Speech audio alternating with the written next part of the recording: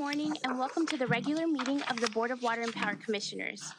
Today is Tuesday, January 23rd, 2024. This proceeding is being broadcast on Channel 35. The exact broadcast times can be found by contacting Channel 35. Board of Water and Power Commissioners, please say present for roll call. Commissioner KATZ? Present. Commissioner LEHRER?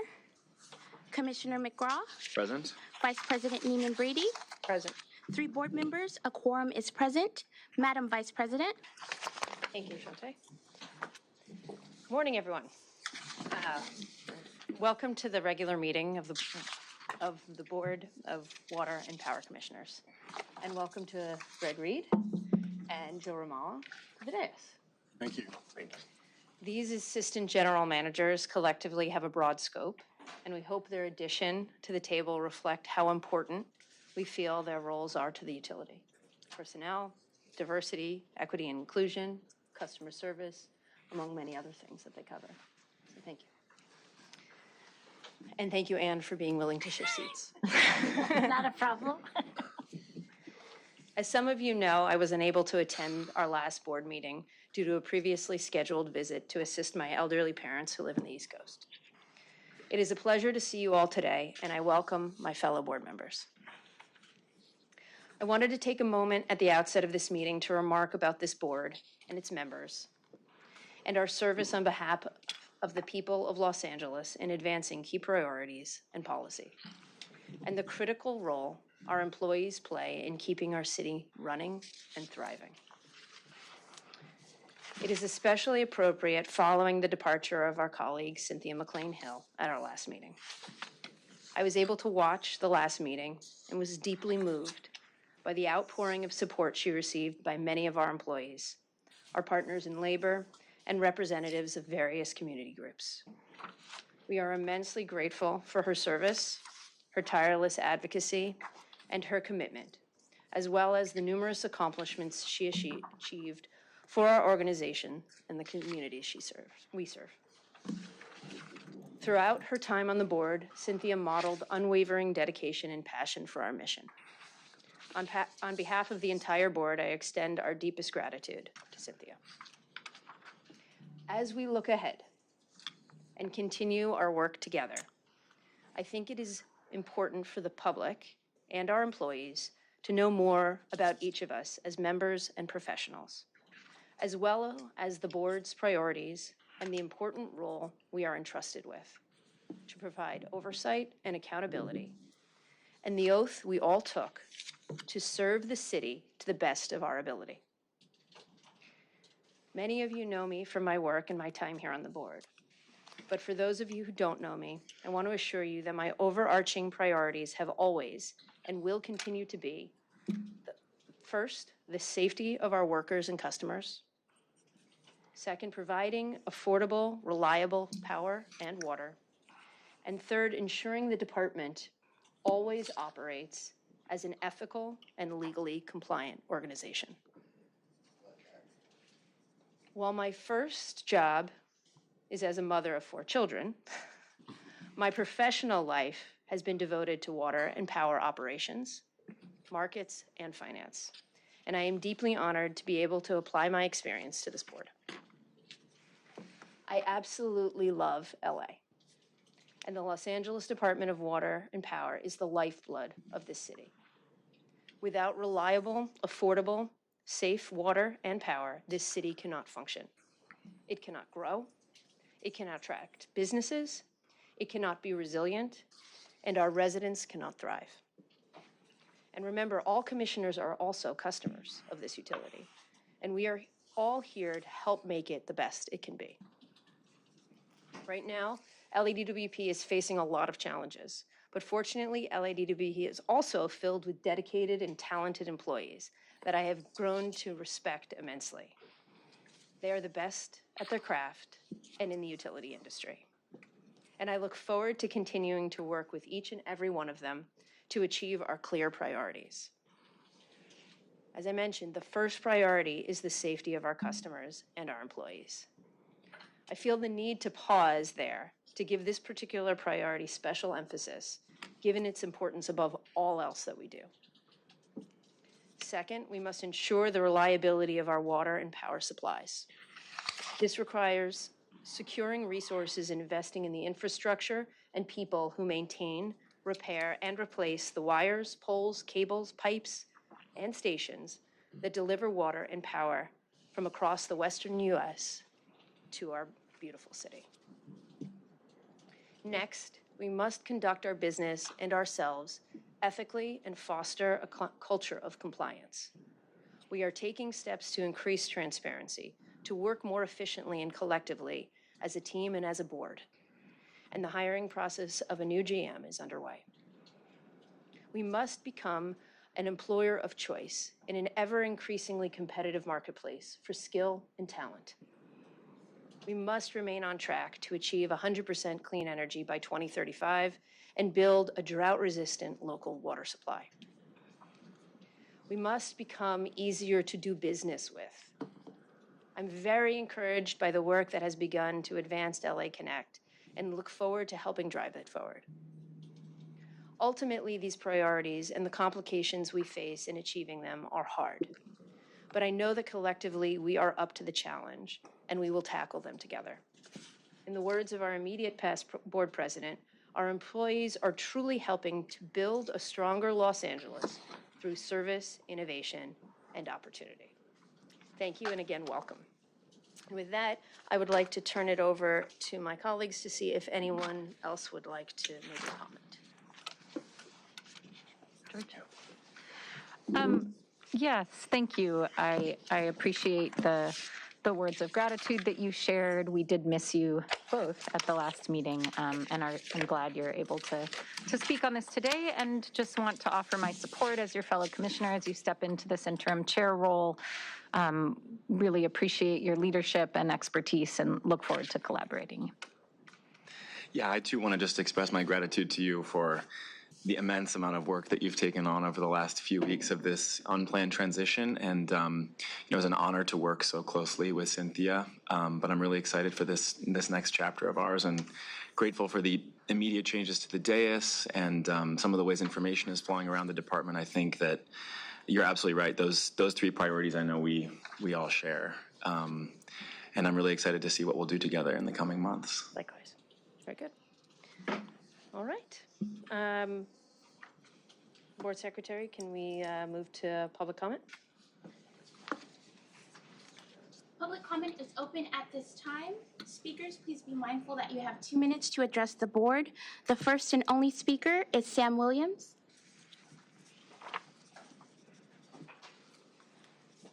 Came here 2 weeks, I'm back again. As you guys can see, this is a blue card from IBEW Local 18. I was appointed by Brian D'Arcy and Martin Marufo.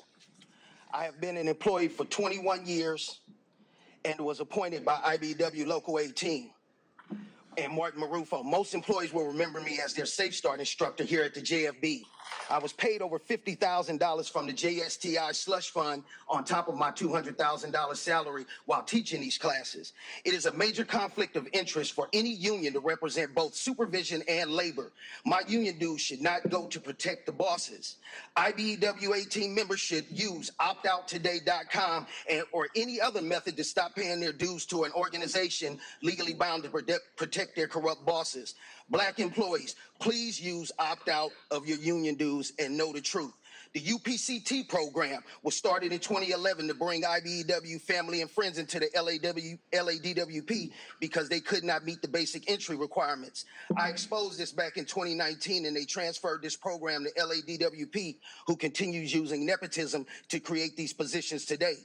Local 18 has two types of membership, BA for the regular members and A membership for the supervisors and linemen who receive an extra pension check from IBEW International for life upon retirement. We should all be A members and treated equally, but again, representing both labor and supervision is a deadly conflict for unions. Google Willie Woods, Piper Tech, and the rest is a deadly LADWP history lesson. Also, how are LADWP and the city of Los Angeles allowed to operate without workers' comp insurance and are self-insured? No other business in the state of California are allowed to do this. Care to explain this to the ratepayers, Mr. Pickle? This is fraud. Each week, I will update my page on Reddit, which is LADWP Exposed. And I will keep exposing this fraudulent process for every employee in this city to see and question. Also, a big fuck you to Marty Adams, a big fuck you to Julie Riley, because you were on that temporary restraining order that they sent, and fuck anybody else for this racism. I'll keep coming down here every week doing this until it ends. See you tomorrow at the board meeting. Is that the last speaker? Public comment is now closed. Shut it down. Turning over to Marty, please. Thank you, Madam Vice President and board members. Good morning. It is good to see everybody here today and back from travels. A few things to report today. First, I'll start by turning over to Anselmo. We're going to have a regular briefings both on status of water and power systems, particularly water with water supply and power issues because of the frequent storms coming through, and want to make that a regular report to the board so you can be up to date all the time. So I'll start with Anselmo to talk about precipitation and just where we are with the current rain and snow, and also ask him to give you a briefing on the California Urban Water Agency's meeting that he hosted here. He's the president of KUA this year, and he hosted a workshop here, included the Secretary of Resources Wade Crowfoot and other dignitaries that toured one of our facilities and had a pretty productive day. So some if you could report on those, it'd be appreciated. Thank you, Marty. Good morning, commissioners. When it comes to water supply, as you know, we've gotten the last couple of days a series of storms. Unfortunately, most of the storm up in Sierras was on the western side of the slope, not on the eastern side. So our snowpack continues to be quite low. When we look at the water equivalent, which is what we measure, we're still approximately at 17% of normal for April 1st. So there's still a lot of room to make up. So we continue to monitor it, but at this point, we still consider this to be a year in par with some of the driest years we had in history. As far as the stormwater capture here in LA, the numbers are still coming in, but as soon as I get that information, I'll report it at the next meeting. I will say that every day I drive by the Tujunga spreading grounds, I can take an informal survey and I can see a lot of water that's being collected there. I'm percolating down into the ground. So I'll provide a more specific report on that at the next board meeting. As far as the meeting that Marty mentioned about, so every 2 years, the California Urban Water Agencies host a strategic workshop. This year, as the chair of the committee of the KUA, we hosted the meeting here in Los Angeles. So we had members from all 11 member agencies that are members of KUA, which represent approximately 2/3 of all Californians that get water from the water utilities. We also had a couple of special guests. We had Wade Crowfoot, who is the secretary for the California Natural Resources. We also had NICOLE Morgan, who is a member of the State Water Resources Control Board, and also other members from other agencies. The main goal was for us to look at the priorities of KUA and make sure that we're lined up properly with the state, which we believe we are a partner with them. So finding ways to collaborate more seamlessly and be able to further the needs that California Urban Water Agencies have. In addition to the meeting, we also hosted a tour of the Tujunga spreading grounds, where we had an opportunity to provide them with a tour of not just the spreading basins that were increased in size and capacity a few years ago, but also for the groundwater remediation facilities that are being built right now. Sometime later this year, that facility will be in place, and it's going to allow us to be able to pump the groundwater basin and the San Fernando Basin more fully than we can do today. And that's it. Thank you. When do you expect that? Tujunga should be completed in the next couple of months. So I think between now and the end and the middle of the year, that should be in service. We also have North Hollywood Central that will be coming online approximately at the same time. And we also have North Hollywood West that will actually come online in the first quarter this year, so the next month or two. Okay, great. Thank you. Thank you. All projects I've worked on as a young engineer, so I'll miss them being online for a little bit. But next, I'd like to turn over to Simon to give us, in this case, a good news report on the storm, and also maybe just kind of go over our storm preparations that we do every time we see bad weather coming. Okay. Good morning, commissioners. First update is this past weekend, the Southern California region experienced rainfall and higher precipitation. Pleased to report that the power system had minimal outages. The investments that we're making on a regular basis on hardening our grid is paying off. One good thing that happened to us is there was not uptick in the wind speed, so that helped us a lot. But our crews were on standby to respond to any outages that may take place.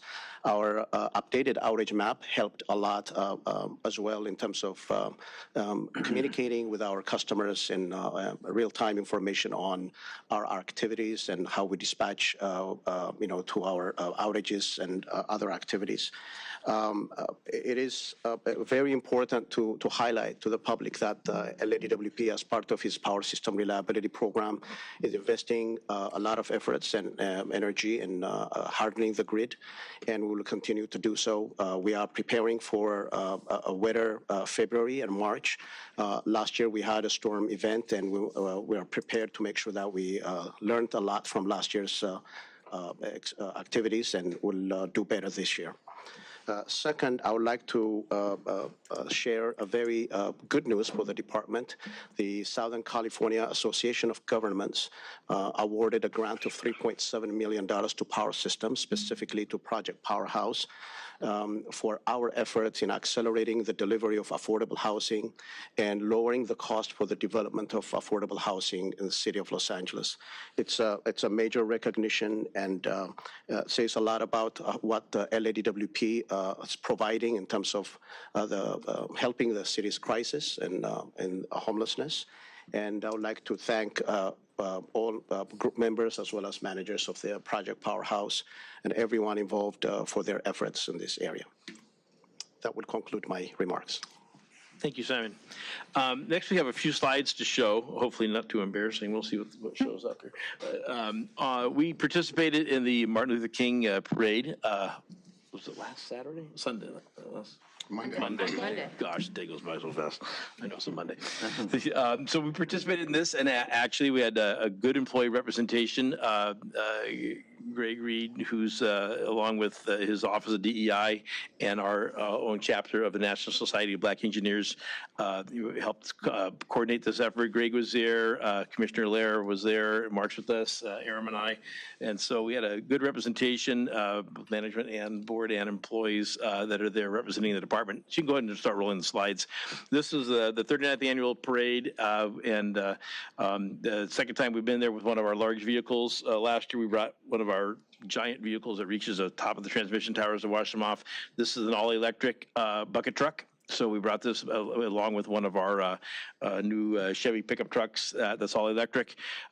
We go ahead and roll the slides. So yeah, so there we go. And so we had good contingency, received well by the public. It's important for us to participate in these kind of events that really celebrate the communities that we serve. As we're moving forward with our strategic goals and initiatives, we really are looking for ways to outreach and participate in other community events. We have our first participation of a longstanding parade in Chinatown coming up, I believe, in February, as well as a number of other events that Greg and his team have planned. So it was a great day and great to be part of the community. And we made the very last segment of the news on Channel 7 before they were done with their broadcast. So timing was everything.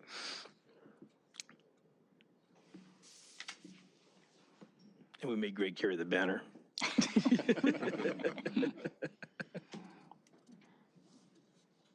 I understand, so Mia mentioned that there was some incredible dancing, too.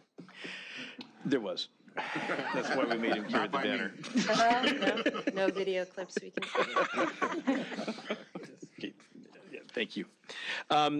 Last week we also, I think it's the last slide there. So last week we also, through the Water Employees Club, which when I started, it was a Water Engineers Club, but we opened it to everybody because there's great interest. They held a little symposium, online symposium, to mark the 30th anniversary of the Northridge earthquake.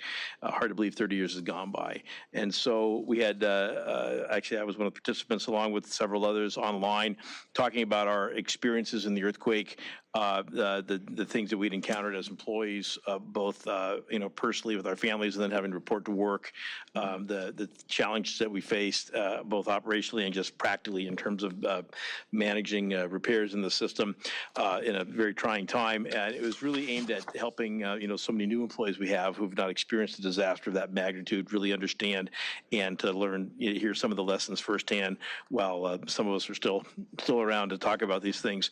Some of the lessons those have become, things that we've really put into practice. We've developed new seismic standards in both our structures as well as our pipelines now, new construction methods and technologies, some of the things such as facility automation, as well as the earthquake resilient piping that we're putting into critical facilities.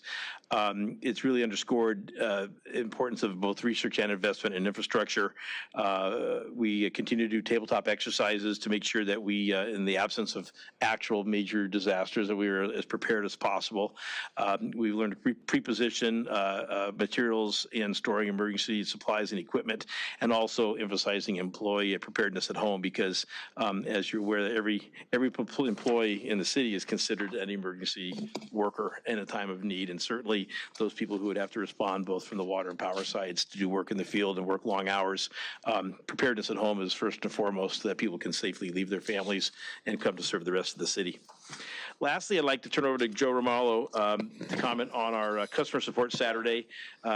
We had our second one this month, basically helping folks, in this case, in the Watts, Crenshaw, North Hills areas with customer issues, and talk a little bit about that, as well as we did have a customer who brought us an issue with a high bill complaint last meeting, and I know we don't often get back to the board of these things, but Joe would like to report on successful resolution of that. So Joe, go ahead. Thank you. Good morning, commissioners. Yes, we've held 2 customer support Saturdays this year so far. This joins ones that we held toward the end of last year. They've proven to be very popular. We've had about 350 customers come out at the last 2. These were held at our Watts, Crenshaw, and North Hills offices. This is a place where our customer service staff and staff at our customer service centers, along with communications and community outreach, share information about community programs for our customers, bill pay assistance, help them with problem bills. As we work to increase our collections efforts, given the impact of COVID on our customers and their ability to pay their bills, and share information about level pay, as well as our very expansive payment plans. These programs are these events are a way for us to connect with people in the community directly who might not otherwise be able to either call us on the phone or get by. We have a lot of activity at our customer service centers, and these events have proven to be very helpful to our customers. We're going to continue to do them, and with our customer service staff taking the lead, and we thank them for their efforts. I also wanted to mention, as Marty mentioned, at the last board meeting, Miss Addie Miller came forward and was desperate about her bill. It was exorbitantly high. She had normally a very small bill. It's a 1-bedroom apartment that she lives in.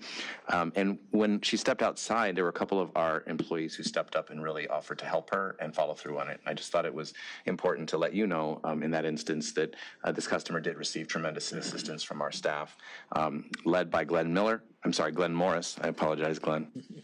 And Joe Rangel, along with Skip Westbrook, Pablo Montez, and George Jimenez. They work in our customer field operations as well as in our customer relations office.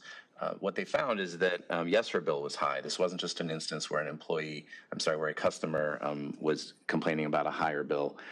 They actually discovered through their field investigation that her HVAC system on the apartment building had been miswired, and therefore it was running continuously. And she received the bill for $1,340 that was not hers to pay. So they made that adjustment, and they made a difference in her life that day. And I just wanted to take a moment and ask them to stand up, please, and be recognized, and thank them for their efforts.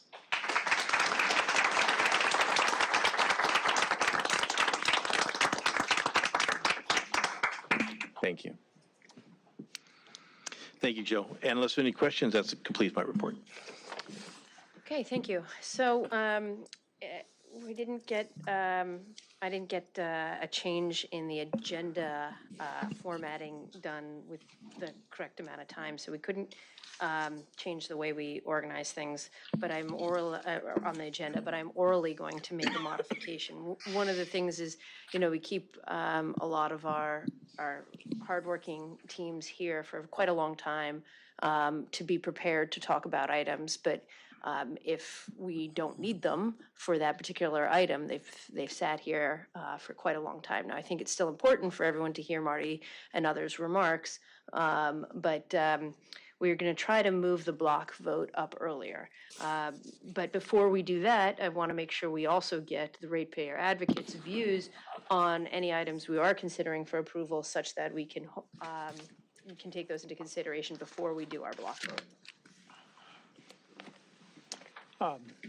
Last time I made comments on what is now item L5. We do not oppose passing that, but there are other policy things that need to move forward, and we've talked to Power about these further straightened out what we mean and what they've already done and what's needed to move forward. And then we may have comments on management reports later, or if items are called special and need other discussion. Okay, very good. Thank you. We will still be holding L5. We will also be holding L3, L6, and L9 for discussion. So that leaves items 1, 2, 4, 7, and 8 for approval. Is that consistent with what you all see? Yes? Yeah, okay. Commissioner, item 10 is also. Did you say 8? I do not have an item 10. Oh, It might have been a draft. maybe I have an outdated version. Can you repeat that one more time just to make sure? Why don't we actually call the items, because if there's a numbering concern, or like misunderstanding, I want to make sure our general counsel knows which ones are being held. The previous draft. So number 3 is power approval. It's a very lengthy one, but it's approval of several amendments that start with 4776. Then number 5 is power, and that's the Eland storage amendments. Number 6 is water, LEWP and Playa Vista Parks. 9 is, of course, Commissioner KATZ. Okay. Is that okay? Yep. Yeah. Okay, very good. So then let's go ahead and take the vote on those I think items. I think we need a Motion, Yeah, yeah. so motion to approve items 1, 2, 4, 7, and 8. Commissioner KATZ, Aye. Commissioner McGraw, Aye. Vice President Neiman Brady, Aye. 3 ayes, motion adopted. Okay. So hopefully that releases some folks at this point. And now we will move to management reports. So first, I'll turn over to Airman the Power System to discuss the power system strategic vision. So, Good morning, Commissioners. As we all know, the power system is going through a rapid transition. This transition includes infrastructure upgrades, grid modernization, and we're facing load growth throughout our service territory. And in light of maintaining the reliability of the system while combating climate change, this presentation is put together to give you a very high-level strategic vision of power system on some immediate action items that we are undertaking, as well as some of our long-term strategic plans on how to achieve all our goals at the same time. Presenting would be Dennis Obiang, who is the Director of System Planning for Power System. Dennis? Thank you, Dennis. Welcome. And just in order to maintain our schedule, we'll try to keep this piece to 30 minutes. Perfect. Good morning, everyone. So do I have control of the slide? Perfect. Thank you. Thank you, Simon. So today I would like to present to you all the power system strategic vision, which is our roadmap to getting to a clean energy future. So the plan will be iterative over the time to account for changes in our planning assumptions. So we will continue to come to the board to explain what we change. So the plan composed of 3 functional power systems: resource plan, transmission plan, and distribution plan. Each of those functions will have their own plan and collectively will make the map for our transition to clean energy future. First, the resource plan. Showing on the screen is DWP various resources that we use to meet demand. DWP has a significant amount of resource, diverse in both the type and also geographic location. I would describe those resources in quadrants. The first quadrant for H, for hydro, is for represent over 1,700 megawatt for representing Castaic and Hoover plants. The second quadrant for our renewable energy, we have about 3,600 megawatt, which are our wind, solar, geothermal, and also small hydro plants. The third quadrant, nuclear for N, which is our Palo Verde contribution, 387 megawatt. The fourth quadrant is a thermal and gas plant, nearly 5,000 megawatt. And that's the quadrant of interest. That's the quadrant we want to decarbonize. One key observation for quadrant number 4, T for thermal and gas, is that as we decarbonize that quadrant, we're also going to experience load growth due to electrification of transportation and building sectors. But most of our load growth will mostly come from transportation electrification. During the course of my presentation, I will work through the data set that shows that we will experience load growth. Total capacity for DWP is about almost 11,000 megawatt. That's what we use today to meet demand. Now, we also aware that DWP has to comply with enacted public policy. The first one is a state 100% mandate, which asks us to meet 60% renewable energy by 2030. What it means is that the renewable energy by 2030, only solar, wind, geothermal, and biomass are part of the mix for eligibility of those resources. The 100% clean energy add additional new technology that can get us to 100% as long as they're not emitting. We also have to comply with our city target, which asks for 80% renewables by 2030 and 100% carbon-free by 2035. Earlier, I showed you the 4 quadrants. The 3 out of the 4 quadrants are basically what we're going to use to get to 100% 2035 as we decarbonize the 4th quadrant. Graphically showing you in front of you is where we are today. 2022 is we have about 35.6% RPS, renewable energy, in our system. I want to put a disclaimer that we have 2022, not 2023, because 2023 has not been audited, and the audit will be completed in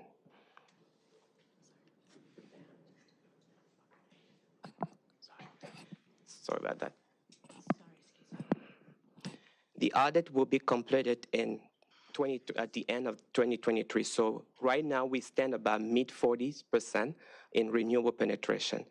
If we count the hydro, the large hydro that I showed in the first quadrant, it gets us to 51.6% on non-emitting resources. In contrast, in 2030, we're going to reach 80% renewable energy, and then counting hydros and nuclear, we're going to be about 96.6% of non-emitting resources. So that's what we're targeting, and that's the vision for our future. The current plan for coastal plant is also something we're thinking about. Number 1 is Castaic Generation Station. Our plan is to pursue hydrogen-enabled turbine that will maintain system reliability.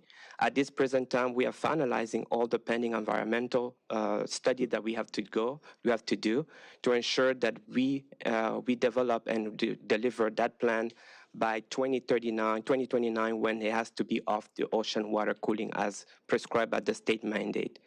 Separately, we also have to work on Haynes Generation Station. We are pursuing wet cooling to meet regulatory requirement. As you know, Unit 8 is a unit we're looking at here. It's been in service in 2005. It's a relatively young unit. We want to maximize the use of that unit by getting off ocean water and then retrofitting by using wet cooling. And then we can maximize the use of that unit until at least 2029. And then we don't have to worry about, we have to meet basically regulatory requirement to get off ocean water cooling. So that's the plan for our coastal plan today. And again, more will come as we continue to develop new plans for other plans as well. So far, to recap with our emission, we have reduced significantly, and we will continue to do more, starting from the 1990s level, representing 18 million cubic metric tons of CO2. We stand to be around 4 million CO2 metric ton by 2035, reducing 80% of our reduction. One thing I want to note... Excuse me, Dennis, this Yes. is exclusively the power operations? Yes. That's correct. And one thing I want to note, I will discuss that toward the end of the presentation, is that we're also targeting transportation decarbonization. Some of the investment we're making will lead to a more reduction. We believe that decarbonizing the transportation sector has the highest impact in our community, and I will explain that later. Something we're also going to do, we recognize that we need to achieve 80% renewable energy by 2030. That's 6 years from now. How are we going to get there? So to successfully achieve 100 carbon-free by 2035, we have to make some changes to our existing processes. The first one is the strategic long-term resource planning process. What we notice that the strategic long-term resource planning process is a modeling process. It tells us the potential technology we can use to meet 100%. But one thing we have to be careful of is that while it's a modeling tool, it has to also reflect reality. Reality in terms of the readiness to access those technology. Are those technology available? So what we're going to do, we're going to add a screening mechanism before we do the modeling and after we do the modeling, so that whatever comes out of the SLTRP is our resource we can readily access in a market without problem. Second, we're also going to enhance our procurement process. We would like to bring our procurement process in-house, expanding our team to make sure that we have a greater visibility of our resource planning process, and that's something we are contemplating. We have a plan in place that executive management is reviewing to ensure that we enact this as soon as possible. Third, we need to conduct regular workshops with our developers. Our developers need to know what type of energy we're looking for, how much wind, how much solar, how much geothermal, and what year we need to have them so that they get to go out there and develop those resources. One thing we're also doing, we are also expediting our interconnection process for integrating renewable energy into our process. Soon, before the board, maybe this year, we're going to come with an amendment to our tariff, open access transmission tariff, soliciting your approval to ensure that we move from serialized approach of doing generator interconnection study into a much cluster study that would expedite the delivery of those resources. Lastly, we would like to incorporate feedback from our vendors, from our developers, of the difficulty they face as they develop their resource into a strategic long-term resource plan to ensure that the plan continues to produce a much more realistic plan going forward. So that's what we're going to do for resource. That's the vision so far. Now I'm going to pivot to transmission plan. Wait, before you do that, this is excellent. I wasn't actually aware that we weren't in a close cluster process, so that's good to hear that you're moving in that direction. In the feedback that you're giving around the types of resources and the years in which you have the need, I'd like you to consider giving also locational guidance, because that I think can help make your process more expedient as well. Thank you. I have a couple quick questions for you before we move into transmission too. Sure. First, you talk about, edits to our procurement process to bring some of that procurement process in-house. What do you mean by that? Very good. Currently, DWP is involved with procuring resource through SCAPA. We have a standing RFP that exists with SCAPA.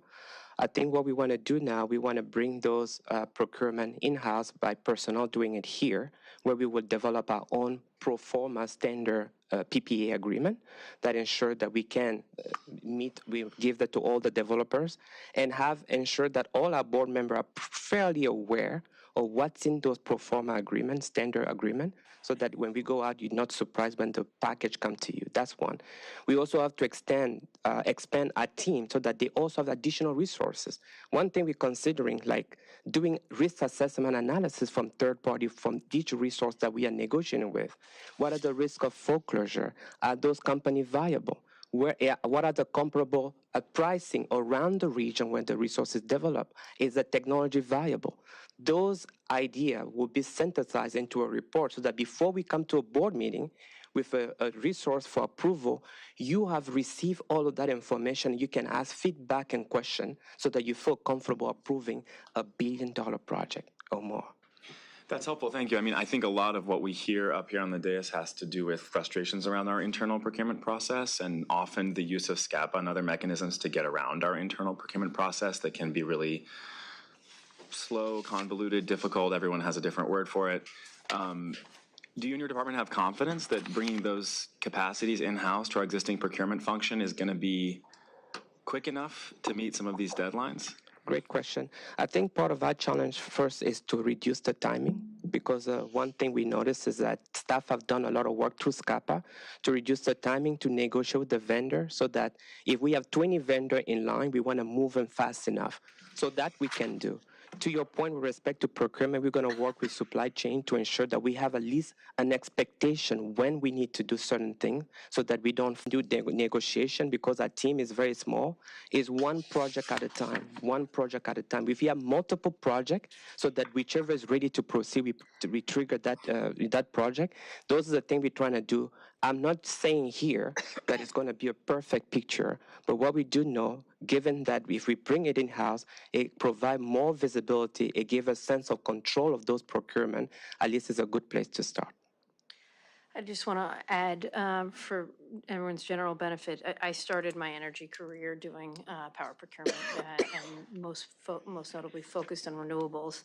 And I have been very frustrated with the SCAPA process.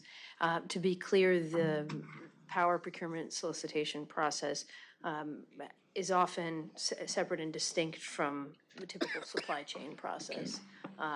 There are different skill sets. You often need engineers and individuals well-versed in specifics around power. Now, I don't know if that is something that is contemplating whether they will merge or whether it will be within power procurement, but I do think that this move is long overdue. Another feature that Dennis didn't mention, and there's many that are frustrating about having the SCAPA process, is it's also a large group beyond us. It's not as if they're just outsourcing it just for our individual benefit. They're representing a whole bunch of parties, which also creates challenges for getting approvals.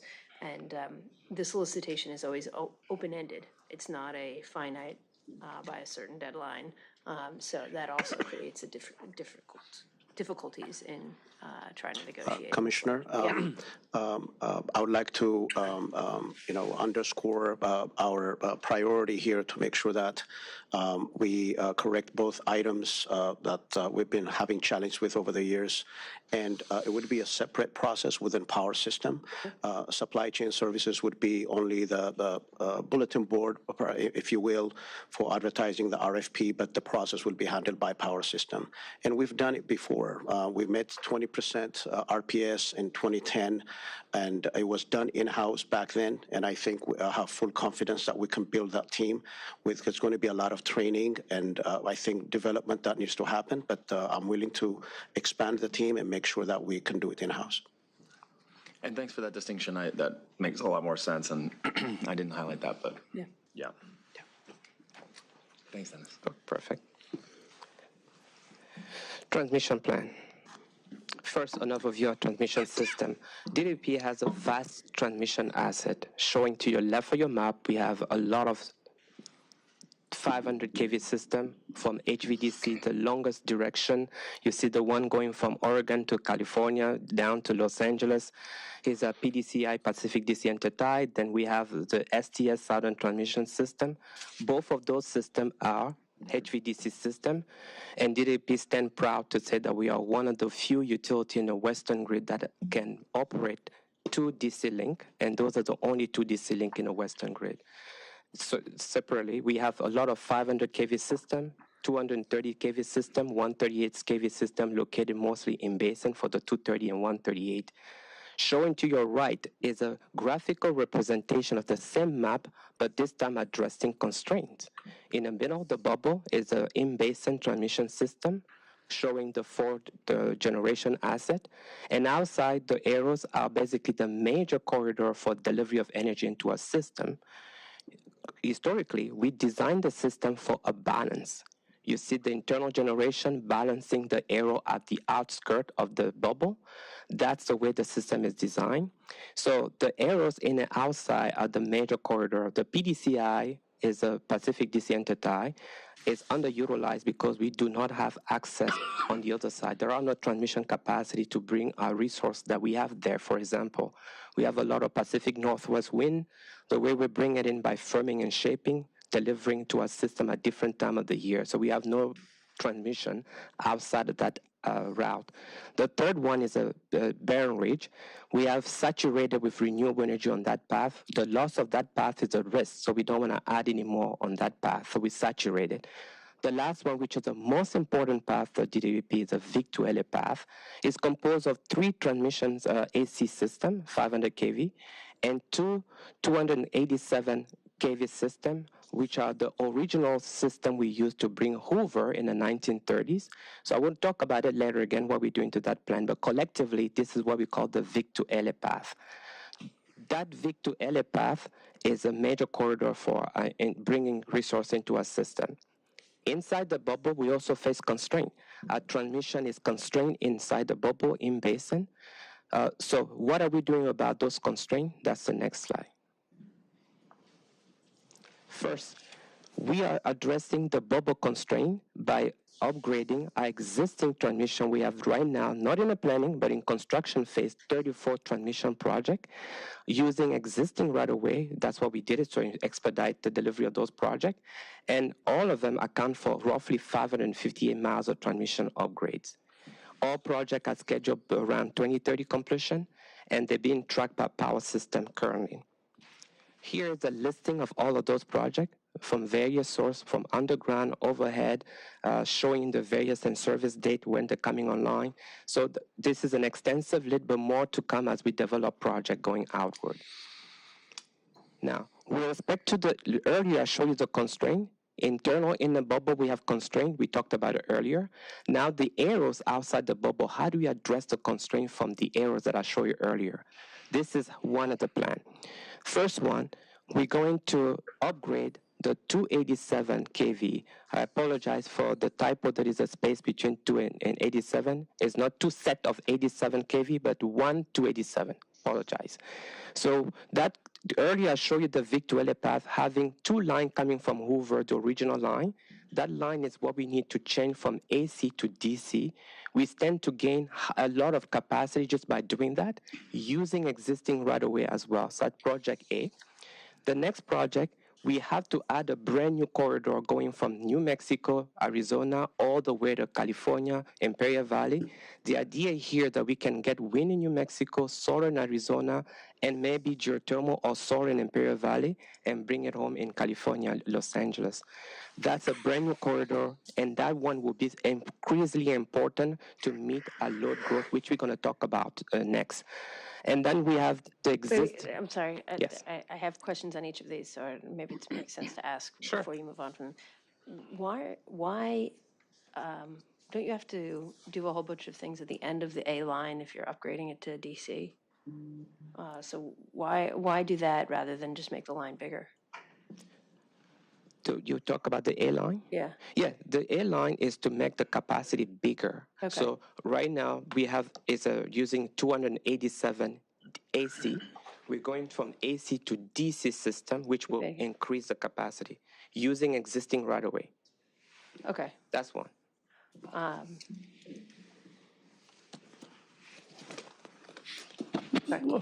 May I ask a follow-on to that? But you still have to build converter stations for any extension of HVDC.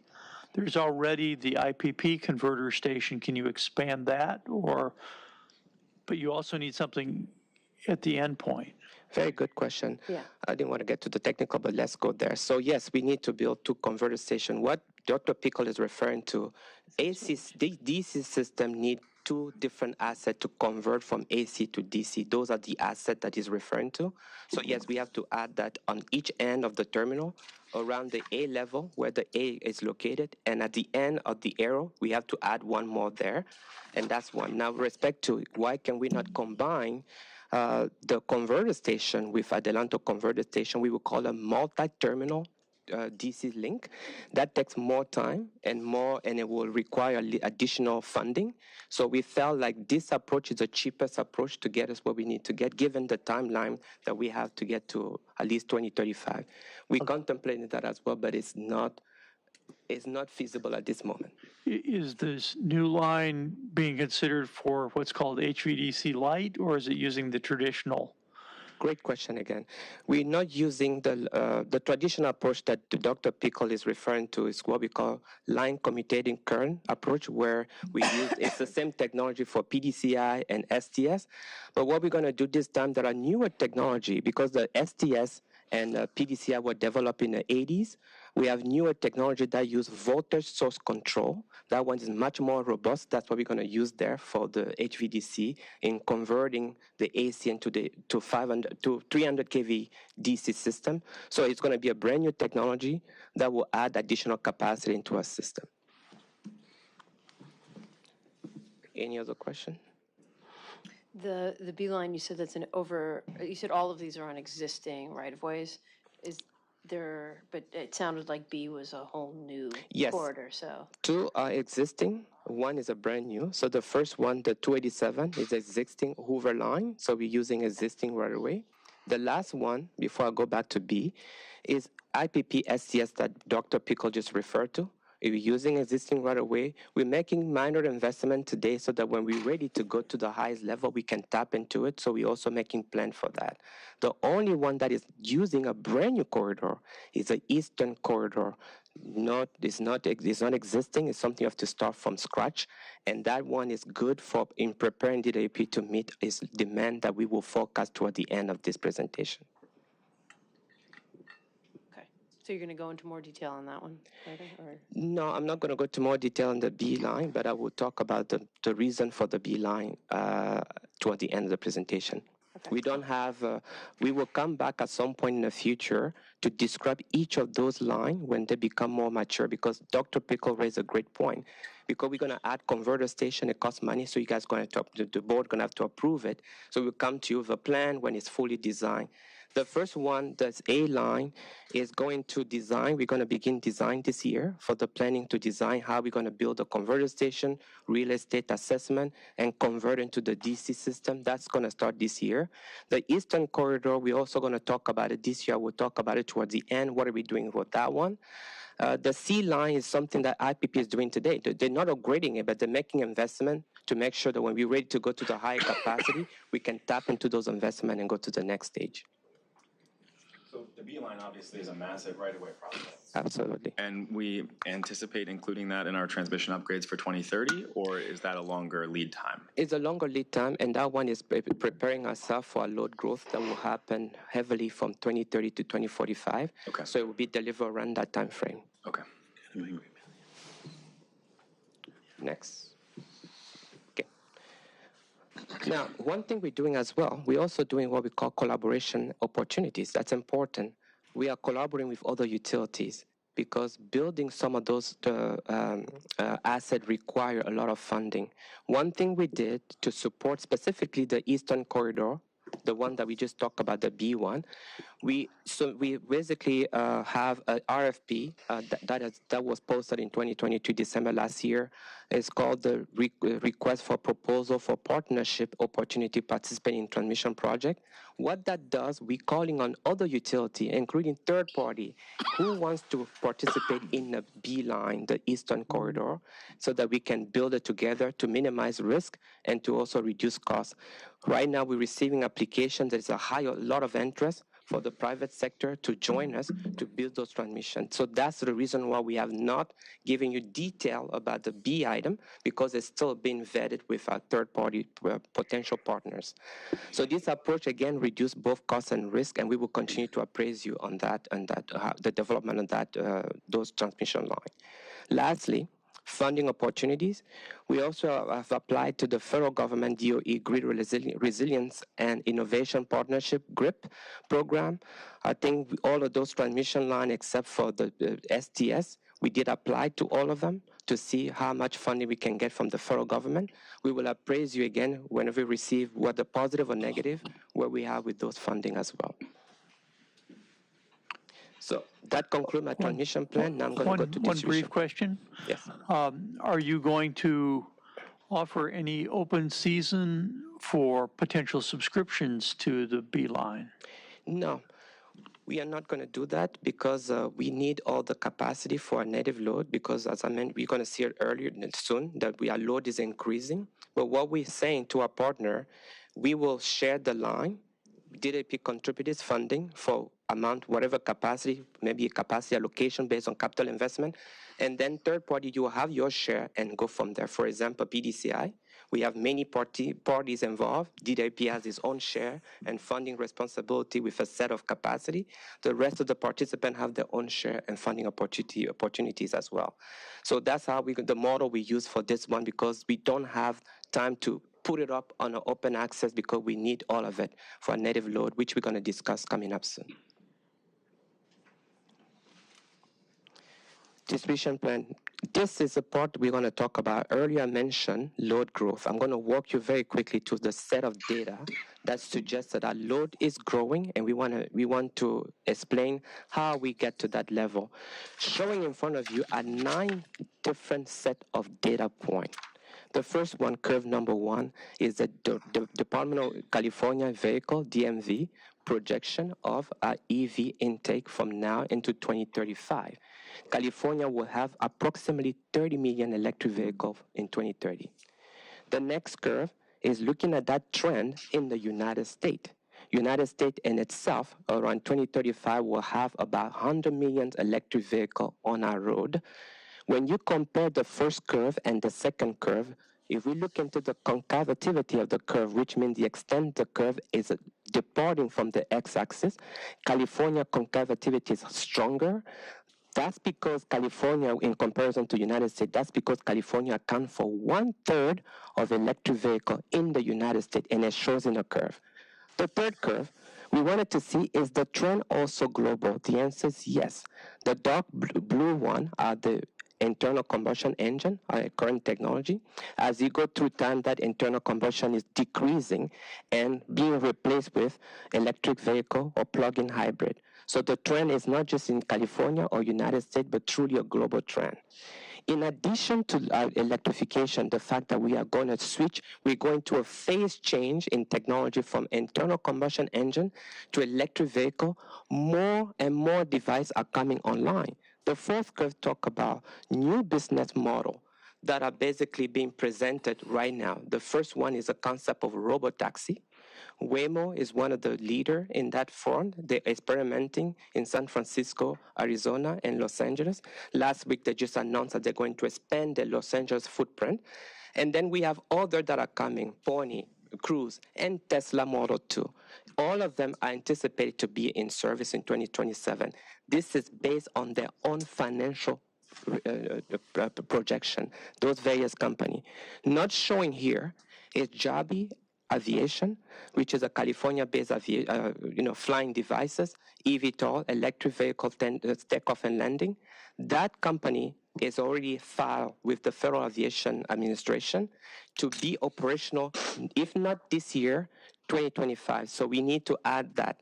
The reason we bring that up is to show you, on top of our resident changing their vehicle from internal combustion engine into electric vehicle, private sector, in the attempt to reduce traffic congestion in Los Angeles, are coming up with innovative ideas such as robotaxi and flying taxi above our head. Collectively, all of those infrastructure will demand electric infrastructure to charge those devices. So they're going to count on DWP to provide the charging infrastructure to make it work. The next question, the next curve is curve number 5. We ask ourselves, to what extent the electrification of transportation is going to materialize. We went back 100 years of technology adoption in the United States, starting for Ford Automotive, VCR, washing machine, cell phone. We track all of those curve adoption and trying to understand how they're comparable. They all have the same shape. And one thing we noted is that at 5% adoption level, that's when the acceleration begins. Showing in the curve number 6 is what we call the S curve, for lack of a better term, because it looks like S. The bottom is basically the starting point of the bottom is the starting point of the proliferation, which is the base. The middle section is the acceleration phase, and the top section is the saturation phase. Remember, the previous curve says that at 5%, you will reach acceleration phase. We are now sitting at 6.1%. That means that we are in the beginning of the acceleration phase for electrification in the city of Los Angeles, and including the United States. The next curve is curve number 7. We recognize that electric vehicles rely on battery storage. Do we have enough battery storage to fuel to meet demand for electric vehicles? Well, right now, according to the market assessment, there is a gap about 250 gigawatt of battery storage needed to support that electrification. Then again, California came up with a new, basically showing the curve number 7, picture number 7, is that in Imperial Valley, we have discovered lithium-ion deposit, and there are 3 companies exploiting right now. They're going to be operational in 2025 to meet the California, including United States need. These 3 companies collectively will meet 100% United States need for energy storage, including 40% of the world needs. Right now, this is a bottleneck energy storage. Most energy storage, lithium ion, to make energy storage come from China, Australia, and also Chile. But now California is adding into the mix. That would change the dynamic of the gap that I showed earlier in graph number 7. Lastly, when we synthesize all of those information to understand what does that translate in GDP load growth, right now we show a huge increase in our load demand. Showing in graph number 8 are number 9, 2 curves. The blue one is what FSO currently planned today. FSO curve reflect historical data, and then they project historical data to the future. But that data does not consider everything I talked about above. For planning to do their work, to ensure that we plan for both transmission, generation asset, and distribution asset, we need to consider future scenario. That's why we developed the curve in red, take into consideration everything I talked about. The curve in red suggests that we're going to have a deficit of 6,000 megawatt between 2045. Going back to your earlier question about Eastern Corridor, how are we going to meet that 6,000? That's one of the pieces we're going to use to help meet that 6,000. Of course, we have other projects that we're counting on, existing transmission upgrade we're going to do to get there. Question. Yeah, thank you. I'm glad to see such in-depth work being done to project the demand growth based on EV and batteries related to EV. But what I see missing here, and I'm hoping is not missing from the analysis, is the significant move towards building electrification here in Los Angeles. I don't know if you have slides prepared, but I would definitely like to hear how that's being projected and accounted for, because if it's not, then that gap is a lot bigger. Yes, the assumption we made is that transportation electrification is a majority of the demand in the future. Building electrification is also a demand, but it's not as high as this one. So if we can accommodate this, we are working with the city agencies. I had a meeting last week with the city agency involved in building electrification. We're trying to have an assessment through statistical modeling, what that looks like so we can add to this. So we're working with them to add to that list. I agree. I'm glad to hear that. Yeah, I do think while transportation is a major factor in Los Angeles, the building electrification will not be de minimis. So I look forward to seeing what it adds to the model. If I want to share what they shared with me, they found out that something is happening with building electrification is that as you add new technology, those technologies tend to be more efficient than the existing one. As a result, sometimes they see a decrease in energy consumption. So balancing is really case by case. Balancing those deficiency and incremental, we're trying to understand through statistical modeling what would be the net. And that's what is. Yeah, that's good to hear. And that's an important point about the efficiency retrofits that often happen at the same time. So thank you. That's all on load for now. One comment. This doesn't reflect the potential loss of load at the retail level from the expansion of photovoltaics at the end user level.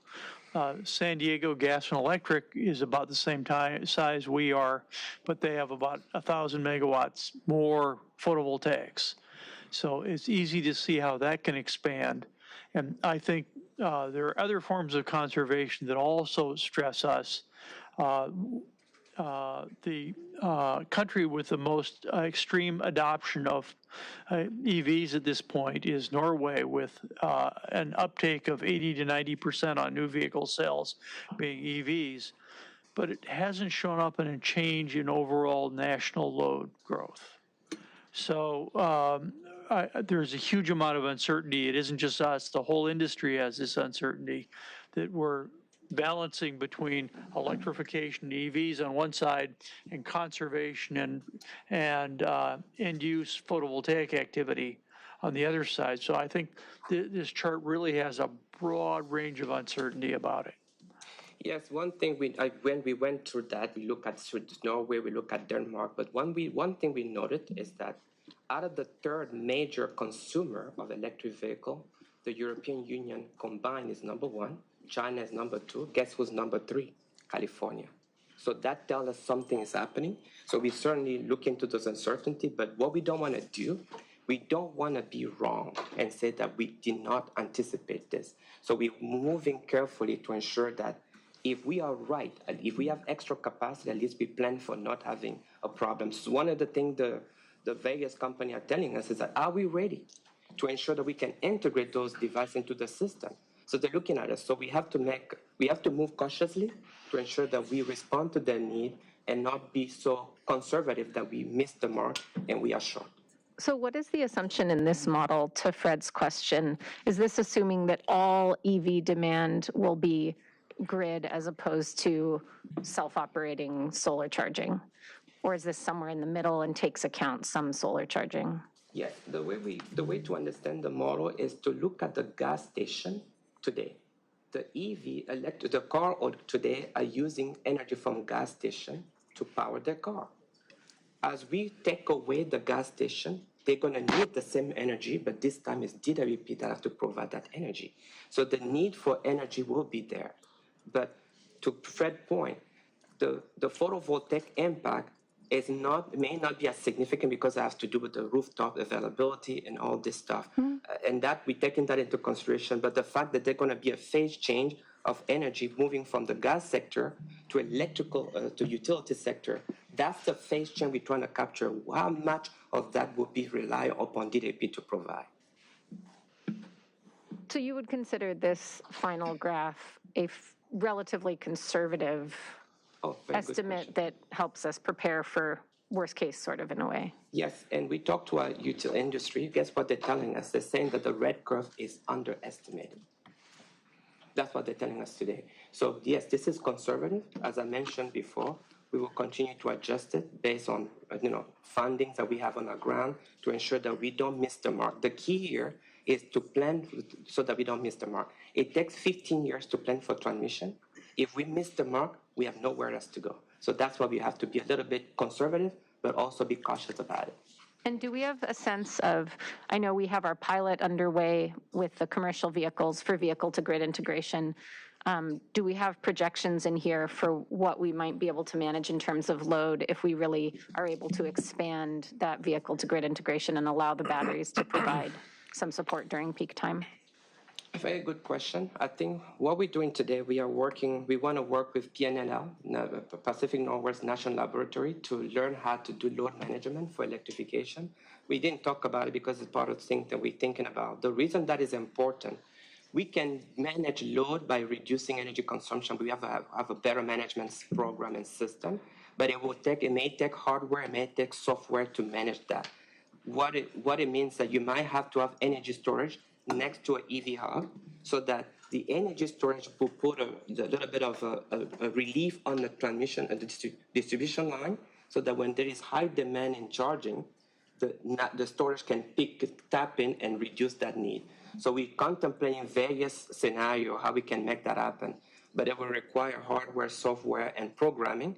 So we're still working on it. Yeah, it's part of the planning aspect as well. Thank you. I have a couple other points, but I'll save them for the end. They're not related to load. So, given this background, how are we doing to make sure that our distribution asset is ready for this electrification that is coming our way? First, a little bit of understanding our distribution system. DDP has two voltage class to meet demand at a distribution level. The first one is a 4.8 kV system, which serve basically medium load and residential load, which is blue on your map. You can see the blue is dominant. The next one is 34.5 kV system, which serve large customer like airport, Pola, Port Valley, Hyperion, hospital, major hotel, and also we're going to use it for an EV hub that we're going to describe next. The red bubble represents the receiving station. Receiving station are the interface between transmission and distribution asset. Basically, when transmission come into a city, it has to be stepped down to distribution system. Those red bubble are where that conversion is happening. The distribution system improvement to support the building and transportation sector for electrification. In the past, we wanted to build more distribution stations. And we have about 10 distribution stations we wanted to build. And we found out that it would take so much time, the environmental process, we're not going to make it on time. So as a result, we pivot focus and just doing expansion of the 34.5 kV system, which is a green system in a map that I showed earlier. So we're going to expand that and to add more EV charger into our system. This idea was some of the idea we have with the Powerhouse for affordable house for the city of Los Angeles. Our executive director, Lynn Dunn, used to lead that effort. And he came forward and said, look, guys, why don't we use 34.5 extension? We look it over and say, actually, that was expedite the process. So Lynn Dunn was one of the guys that helped us with that item. We're also going to shift load from the 4.8 system to the 34.5. I apologize, that is a typo. It's not 44.8, it's 4.8. There is a dot between the four, one more extra 4. This is a typo. We don't have a 44 kV system, it's 4.8. So we're going to shift load from 34.5, to 4.8 to 34.5. What it does, it relieves a burden in a residential area. Those that want to add EV, they can continue to add EV at home so that it doesn't saturate the circuit. We're also going to upgrade. We're going to reduce the number of distribution stations. That doesn't mean we don't need one, but the number we started with is going to be significantly less. We're also going to work with the Port of LA, integrating their need into our planning. Right now, we estimate the Port of LA to have hundreds of megawatts of demand that we have to incorporate. And lastly, we have to work with, we also support the airport in their electrification needs. Not mentioning here, I work also directly with the various city agencies for their electrification need. We're doing coordination to capture all of that need.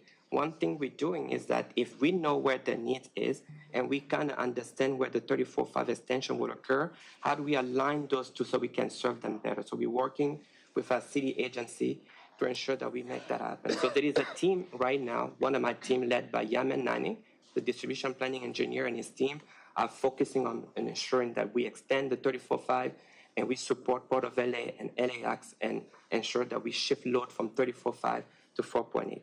Dennis, I think I'm going to be stating something that I think is obvious but worth stating. In our own fleet team, you said a lot of all the other agencies, but I feel sometimes our fleet team is disconnected from EV planning. And so I think that's an area that could probably use some focus too. Absolutely. So yes, you're right. I forgot about my own team. Yeah, we're taking care of our own team as well as part of the EV hub, as part of bringing 34.5 to our system. So aligning their work with ours makes it easier. So yes, it will be part of the plan. We have a business model, one of which talks about adding EV hubs in the city of Los Angeles. Why are we doing this? Well, when we did our equity strategy study, we found out that most of our customers are renters and they don't have access to EV charging infrastructure. And oftentimes they compete with a commercial customer where they take all the rebate, but by the time they come in, they don't have access. And some of the things that they also mention is that if they add EV into their house, is it going to increase their bill? So facilitating access to EV, through building EV hub throughout the city would enable those that are renters, those that they don't necessarily live in the city of Los Angeles, can have access to electric vehicle infrastructure charging. And also, we will provide a unique charging experience for a customer that they go in, they have the system recognize them and give them a better experience as well. That's something we're working on. We're also going to ensure affordability of charging. What does that mean? It means that the rate you charge at home is the same rate we want to charge you when you go to any EV hub. Essentially, it's as if you have a virtual EV charger at home. It follows you around in the city of Los Angeles. One more thing we want to do is called managing overgeneration. As we add more renewable energy into our system, we're going to have excess. There are going to be hours where we overproduce energy. What do? We have choices. We can either curtail, let it go to waste. We can give it to another utility, take it off our hand. We don't want to do those two. We want to do something different. Earlier, we talked about energy storage into our EV hub. We want to add energy storage inside that EV hub so that when those instances occur, we will charge our energy storage and get ready when demands rise and give it to our customer. That's how we're going to manage affordability, by giving that back to the customer. So that's our business model. We believe that DWP is uniquely qualified to do this EV hub because we manage, control all aspects of generation, transmission, and distribution of electric energy. This is a rendering of EV hub for you all, so we can see here. It's just a rendering. This is the first of its kind. It might change from time to time. The second rendering is the entrance of the gate, showing in a green picture. If you can see, it has a rate, and that's what we want to maintain, affordability for the city of Los Angeles, so that when you come to us, you want to come to DWP because we can guarantee that rate and give you a unique experience. Right now, you guys have had a chance, all of you have had the chance to visit various EV charging station. There is a series, a documentary that was done by CVS as you go from Los Angeles to San Francisco using electric car, as you're trying to find EV charging station. Most of them are broken, most of them are not functioning, and more importantly, they're very high in cost. So we're taking that note and see when we're going to deliver those EV hubs, we need to ensure that there is enough maintenance there. We can spot when something is not working, so the customer doesn't feel like I need to go somewhere else. So that's the rendering number 2 for EV hub. To conclude, our plan for EV hub, we're going to start with 2 EV hubs this year, one in a valley and the other one in South LA. Our groundbreaking is anticipated for Q4 2024. These 2 will be the model that we want to learn and follow across the city of Los Angeles. As we build those 2 EV hubs, we have to do more. We have to also add additional EV hub in a city. Our team from distribution planning, they right now screening various property from city property, DWP property, including property that we get from our local church that they want us to lease to support this. So working with our local churches, working with our city agencies, we are adding the potential location where those EV hubs will occur. So when we find location, we also trying to find the 34-5 system that will be close by to bring those 2 together. We're going to use 34-5 system because it has a higher capacity to handle EV hub, including trucking electrification. So aligning with city agency is also part of the mission, so we're going to do that. So in a nutshell, this is a plan for EV hub to provide local access to our customer. For location planning for these for these EV hubs, Mr. Biang, are we using the lessons that came from LA 100 equity strategies in terms of, access to all city residents? Exactly. We learned from LA 100 that they don't have access. They need access. They can't put in a renters. The building doesn't support it. Right. And on top of that, if you're at home, the electric panel have to be upgraded anywhere between $7,000 and $20,000. What do we do with that? So what we feel is appropriate, if we have enough of those in the city of Los Angeles, like a gas station, you don't feel like I have to charge from home. You can charge from any one of those and go back home. I think that will minimize the cost for residents. That will also reduce the anxiety for our renters that they have local access as well. But we're using an explicit equity lens in placing these EV hubs and the order in which they're built. Yes. The screening process that we did here is done in a way that is equitable across the map. So when we're going to start showing you the map where the EV hub are popping, one thing we want to note, it has to be equitable in all locations as well. And these are in highly densely populated areas where they don't have those options that other communities have. Dennis, can you just touch on the point that as we're going bi-directional and we're adding all these devices, this is a model of how we're going to grow the storage capability, the data visualization, and the technology that we need to overlay? Very good question. There is a plan right now for DWP to build a data visualization center. What is the purpose of that data center? We talked about EV hub, we talked about DER. We need to figure a way to have visibility of those devices. The center gives us the location and the total capacity is what we call state of charge. That tells me how much room is left in a battery at any given minute, so that when I have overgeneration, I know where to route that power. But that data center will be critical to manage overgeneration and maintain affordability. It will do so much more. We are experimenting right now with various companies that can go through the city of Los Angeles, for example. I hope I'm not saying this now. We have garbage truck, for example. When they go to the city of Los Angeles, picking up trucks and garbage, we can put in a sensor that scan our asset as they go through, and that data come back to our DWP center and process it and identify anomalies, and we can dispatch crew to fix it. So we're experimenting with new technology to ensure that we maximize our asset value, and more importantly, provide greater flexibility for our grid operation to ensure that we maintain system reliability. Thank you. That's excellent to hear about those advances that will really support demand response and how we balance all of these loads. A couple things I wanted to raise. One, I didn't see anything in here on the human resource side, and I just want to make sure that, for future updates, we really want to, make sure to include how we're going to keep up with the hiring and the staffing that is going to be needed for all of these projects. So you don't have to give me an update now, but I think it'd be important for future updates to include a slide related to that and address any challenges that we're facing in that area. I know we're limited on time, but I wanted to touch on an important intersection here. As a utility, we can sometimes, like any large organization, be a little bit siloed. And so I want to encourage us again to take a very integrated approach. I raised this at a prior board meeting, but I do think these EV hubs really have potential to support goals on the water side as well, and improve access to nature and green space for these communities where this is lacking.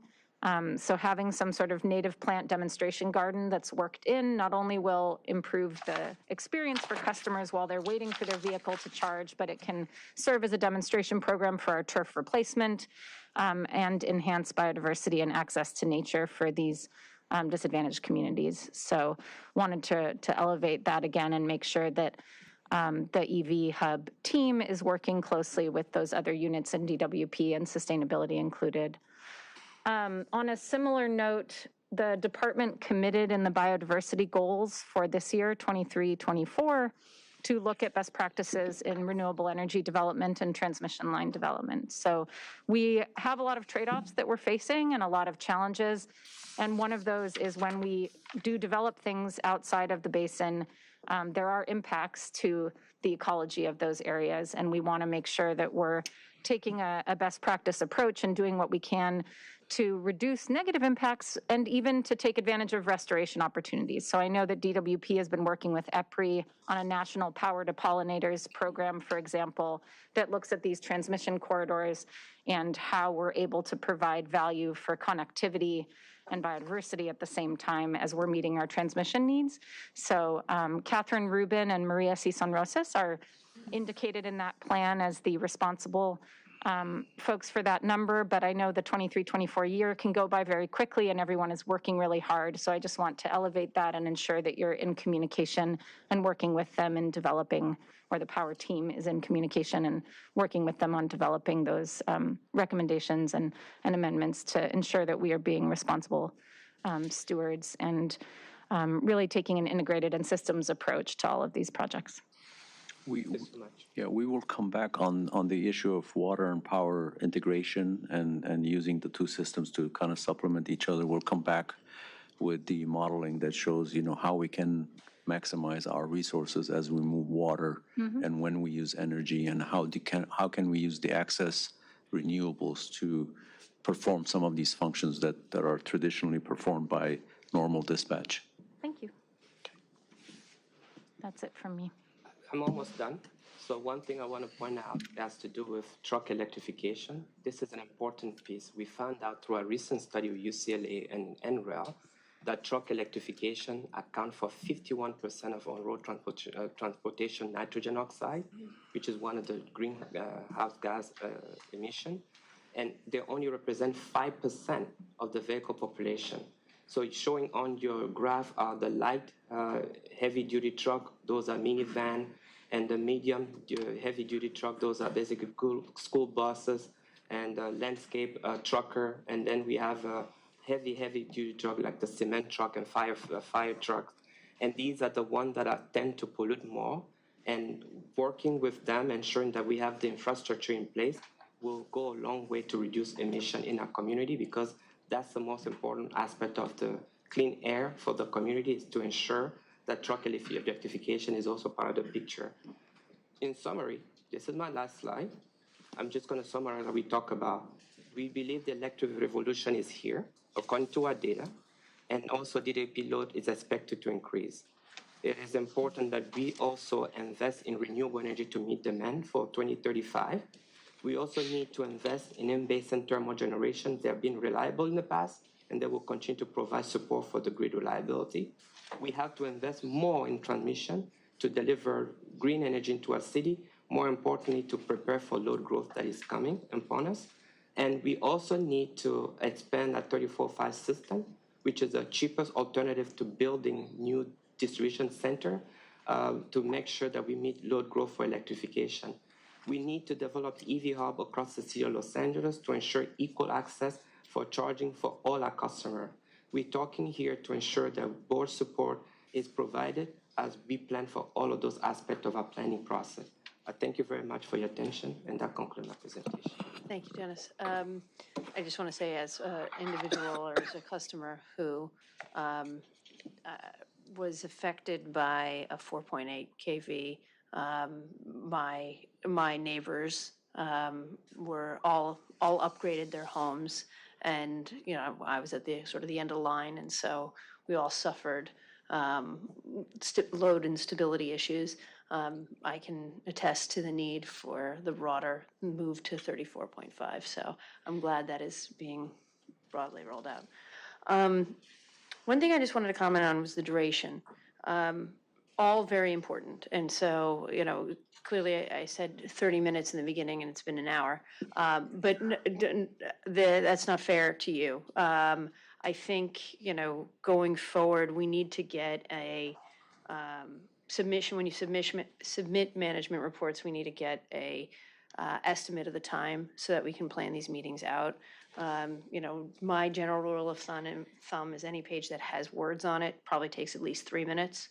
And that's about, if you look through all the pages you had, it was about an hour, 20 or so pages of words. So just using you as an example, but not that you did anything wrong here, but I think going forward, we're going to have to do that so we can be more mindful for all departments and all management reports.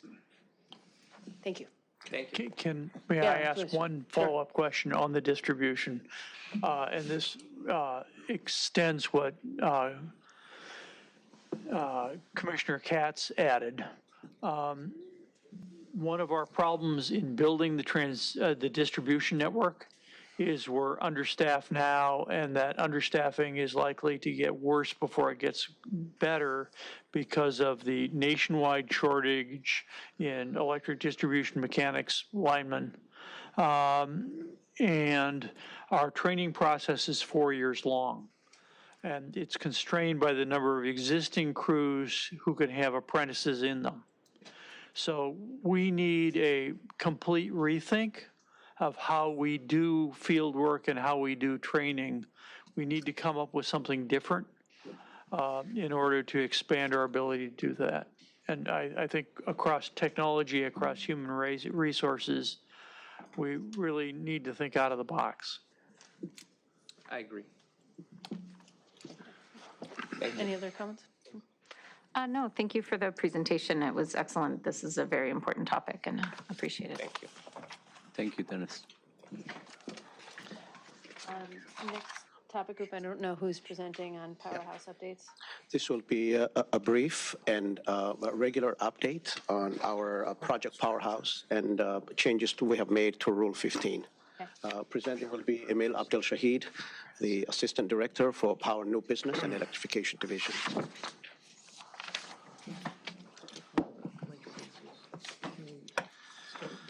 Good morning. We'll go through this as efficiently as we can. So I'm Emil Abdel-Shahid, Director of Power and Business and Electrification. And one quick note before we get started. I have a few of my team members here. They're pretty impactful on making this effort occur.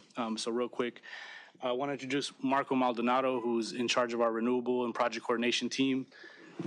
George Nino, who is, if you guys can stand real quick, George Nino, who's part of our service planning and customer support team. Portia Bell, who's part of our electric transportation team. And Sir Lord Morris, who's part of our new business and customer support team. So everybody has a contribution to Project Powerhouse and ultimately that customer experience. So thank you everyone for your contributions. Thank you. So moving right in, in March 2023 is when the board adopted the motion. This is what the scope of the emergency declaration looked like. We had 323 projects. Today, that list has grown into about 717 projects. This is as of December. And I think today we're at about 750 projects on the mayor's list with about 240 in some phase of our design or construction process.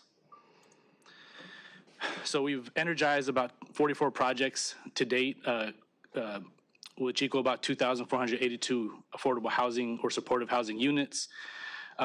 One key note that I think I'd like to point out here is our line extension timelines and durations. So as you can see here, we're averaging about 206 days. That has significantly been significantly reduced. And we're right now looking at an average of 136 days for our line extensions for affordable housing projects.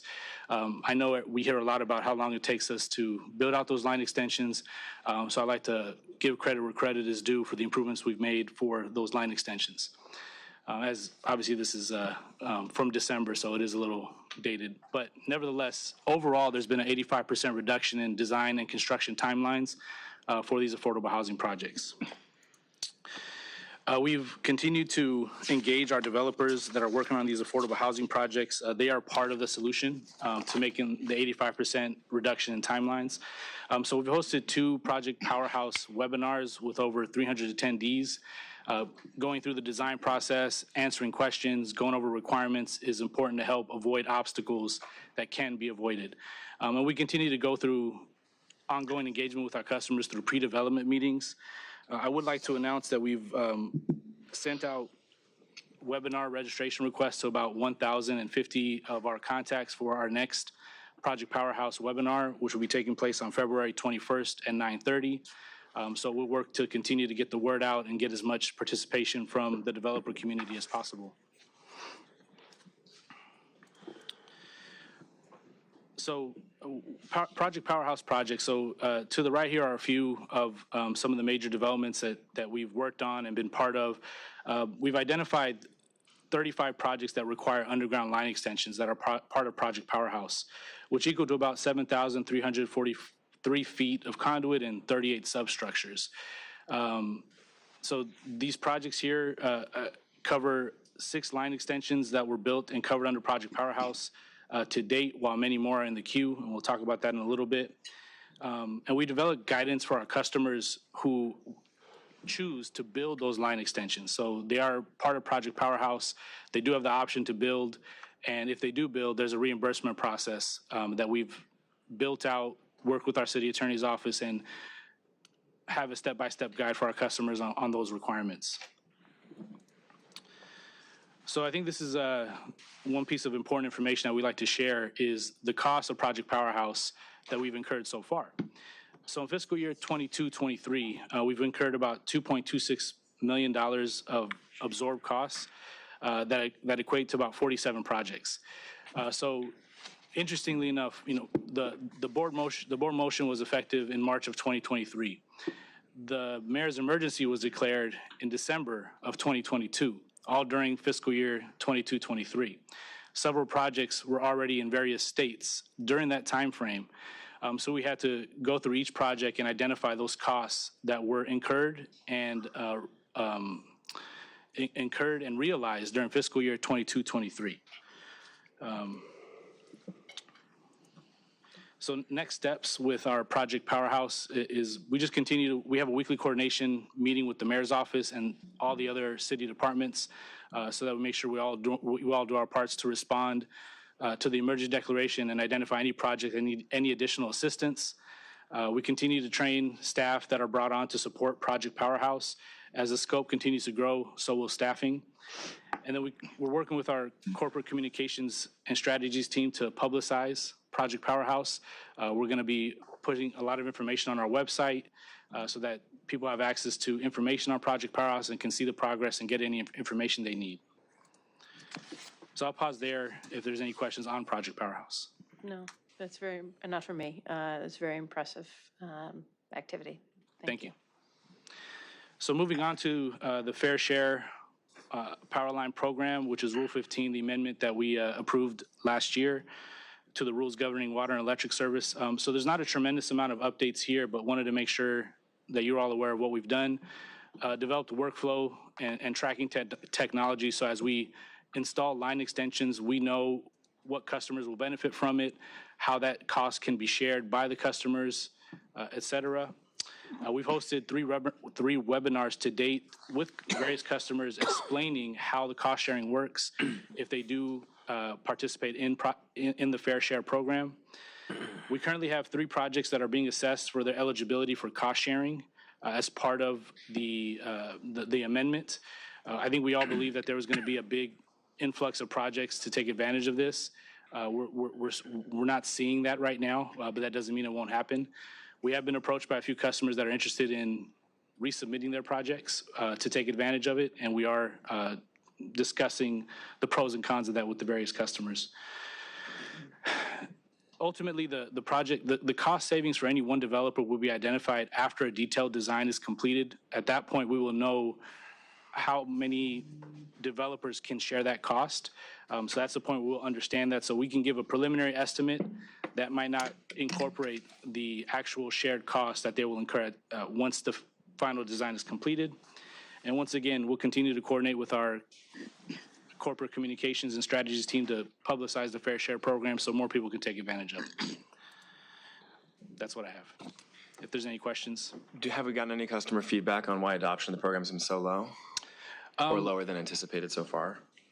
I think there's definitely interest in people participating in the project, or excuse me, in the rule change. More so, what we're seeing is customers that are very interested in, what if I resubmit my project? Can I take advantage of the reduced costs? And for them, it's more of a decision. Do I reduce my costs and wait longer, or do I continue with the progress that they're making on their project? So I think that's the balance that all the developers are seeing. We're not seeing a reduction in projects, but definitely not a large push as a result of the amendment. Is there something we can do to streamline that process? They don't have to go through a complete reapplication? It's because we have to redo the engineering, I imagine. Well, it's not necessarily the re-engineering, it's the assessment of the line extension, and also there's other customers that have paid for their line extensions that are in the queue. So I think over time, it will resolve itself. Everybody will be participating in the Fair Share program, but right now, we're in that transition phase. Understood. So I think that's part of it as well. And we'll continue to publicize it, and as we do, more and more people will take advantage of it. It's something we're discussing, and the board could set a policy on this and resolve it pretty easily. We'll talk about that. Okay, I'd appreciate that, yeah. Yeah, that would be helpful. One thank you. Thank you for the cost estimates on Project Powerhouse. We knew that was an all-new engineering and accounting exercise. Thank you for pulling it together. Thank you. $48,000 per project, that's not bad. Yeah. So far. Yeah, that's really good. Excellent. Thanks very much. Yeah, I wanted to say thank you for this work. You know, it's important in really addressing equity in Los Angeles, and I didn't have an opportunity before when Marty raised the MLK weekend, but I did want to comment now on an important initiative that was just launched at a press conference on Friday, which is a partnership with KBLA to do a year-long communications initiative on climate justice. So just wanted to elevate that. The Climate Justice Campaign aims to center the voices of communities of color in the climate conversation and connect at-risk fellow citizens with advocacy organizations, increase climate health literacy, and highlight frontline climate justice advocates of color. So I think, all of these initiatives together are, working to support a more equitable Los Angeles and address our communities in greatest need. So thank you. Thank you for bringing that up. Okay, we're going to take a just 5-minute break right now.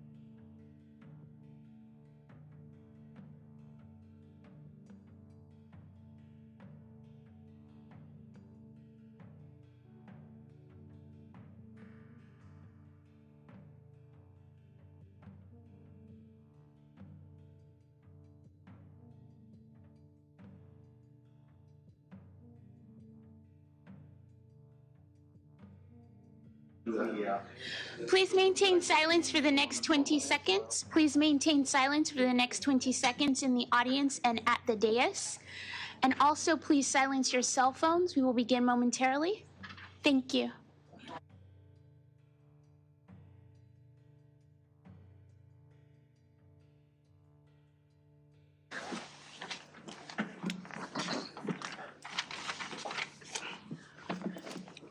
Board of Water and Power Commissioners, please say present for roll call. Commissioner KATZ? Present. Commissioner McGraw? Present. Vice President Neiman Brady? Present. 3 board members, a quorum is present. Madam Vice President? Thank you. All right, we'll be now moving to the filed items.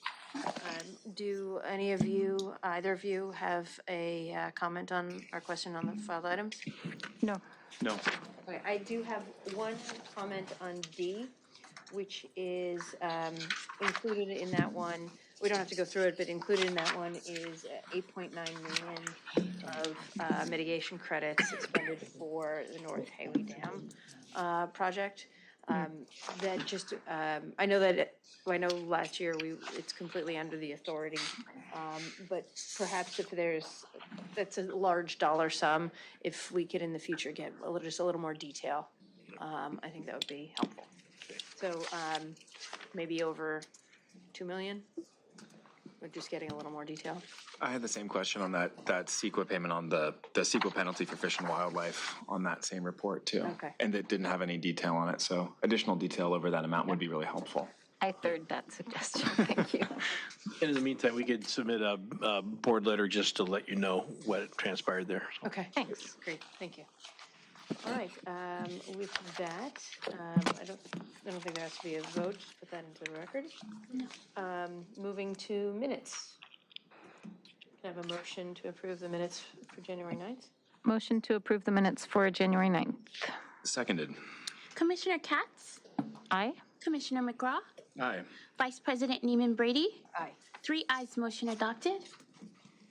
Okay. Are there any motions that either of you would like to introduce at this time? None. No. Moving along, any discussion with neighborhood council representatives? No community impact statements or formal positions were filed by any neighborhood councils on any of the items on today's agenda. Okay, very good. So then we can go into the items called special. Let's start with item number 3. The approval of these professional, technical, and engineering consulting services. Okay. What would you like? Would you like to ask some questions? Would you like the presentation? No, I think the business itself is pretty straightforward. I just have some questions, if that's all right. Yes. Scott Hiroshima. He's the manager for the Power Executive Office. Thank you, Scott. Nice to see you, Mr. Hiroshima. I noticed in the board letter that it quoted provisions for effective knowledge transfer and training. Whenever I see that, I just want to get into the details a little bit. So are those provisions for knowledge transfer for all the activities these contractors will perform or only some of them? How's that determined? What's that conversation look like with our union partners? And can we just get more detail on that process? Sure, absolutely. And so knowledge transfer, I think, is going to be one of the most important parts of this agreement. It's going to be a requirement for every single task order issued under this agreement. Every task order. Every task order. Excellent. And so there's going to be a training plan associated with each task order, laying out what training is to be provided, what knowledge transfer we want to capture. In addition to that, we are staffing a full-time position for a training coordinator to oversee all of the training plans associated with this agreement. And that's also an agreement with the union, with our local 18 partners. That's excellent. That's really great to hear. My other question relates to this competitively bid task management system that's going to assign the work out to this, class of approved contractors. How does that system work, just practically speaking? Essentially, it's a mini RFP system. Okay. So we have our approved contractors under this agreement. When we have a task order we want to put out for bid, it goes to all 5 consultants and they submit the proposal just like an RFP, and then we go through a review process. And is sort of winning bid selected in this case by whoever holds the contract then, instead of by the procurement department, for instance? Correct. Supply chain services? Correct. Okay. Yes. Yeah. Great. That covers everything I had. Very good. All right. Motion to approve? Yeah, I'll move to approve item number 3, recommended by the Power System. Seconded? Commissioner Katz, Aye. Commissioner McGraw, Aye. Vice President Neiman Brady. Aye. 3 ayes, motion adopted. Thank you. Right, the next item we're going to address is number 5, Power, the approval of the amendments for Eland's solar and storage.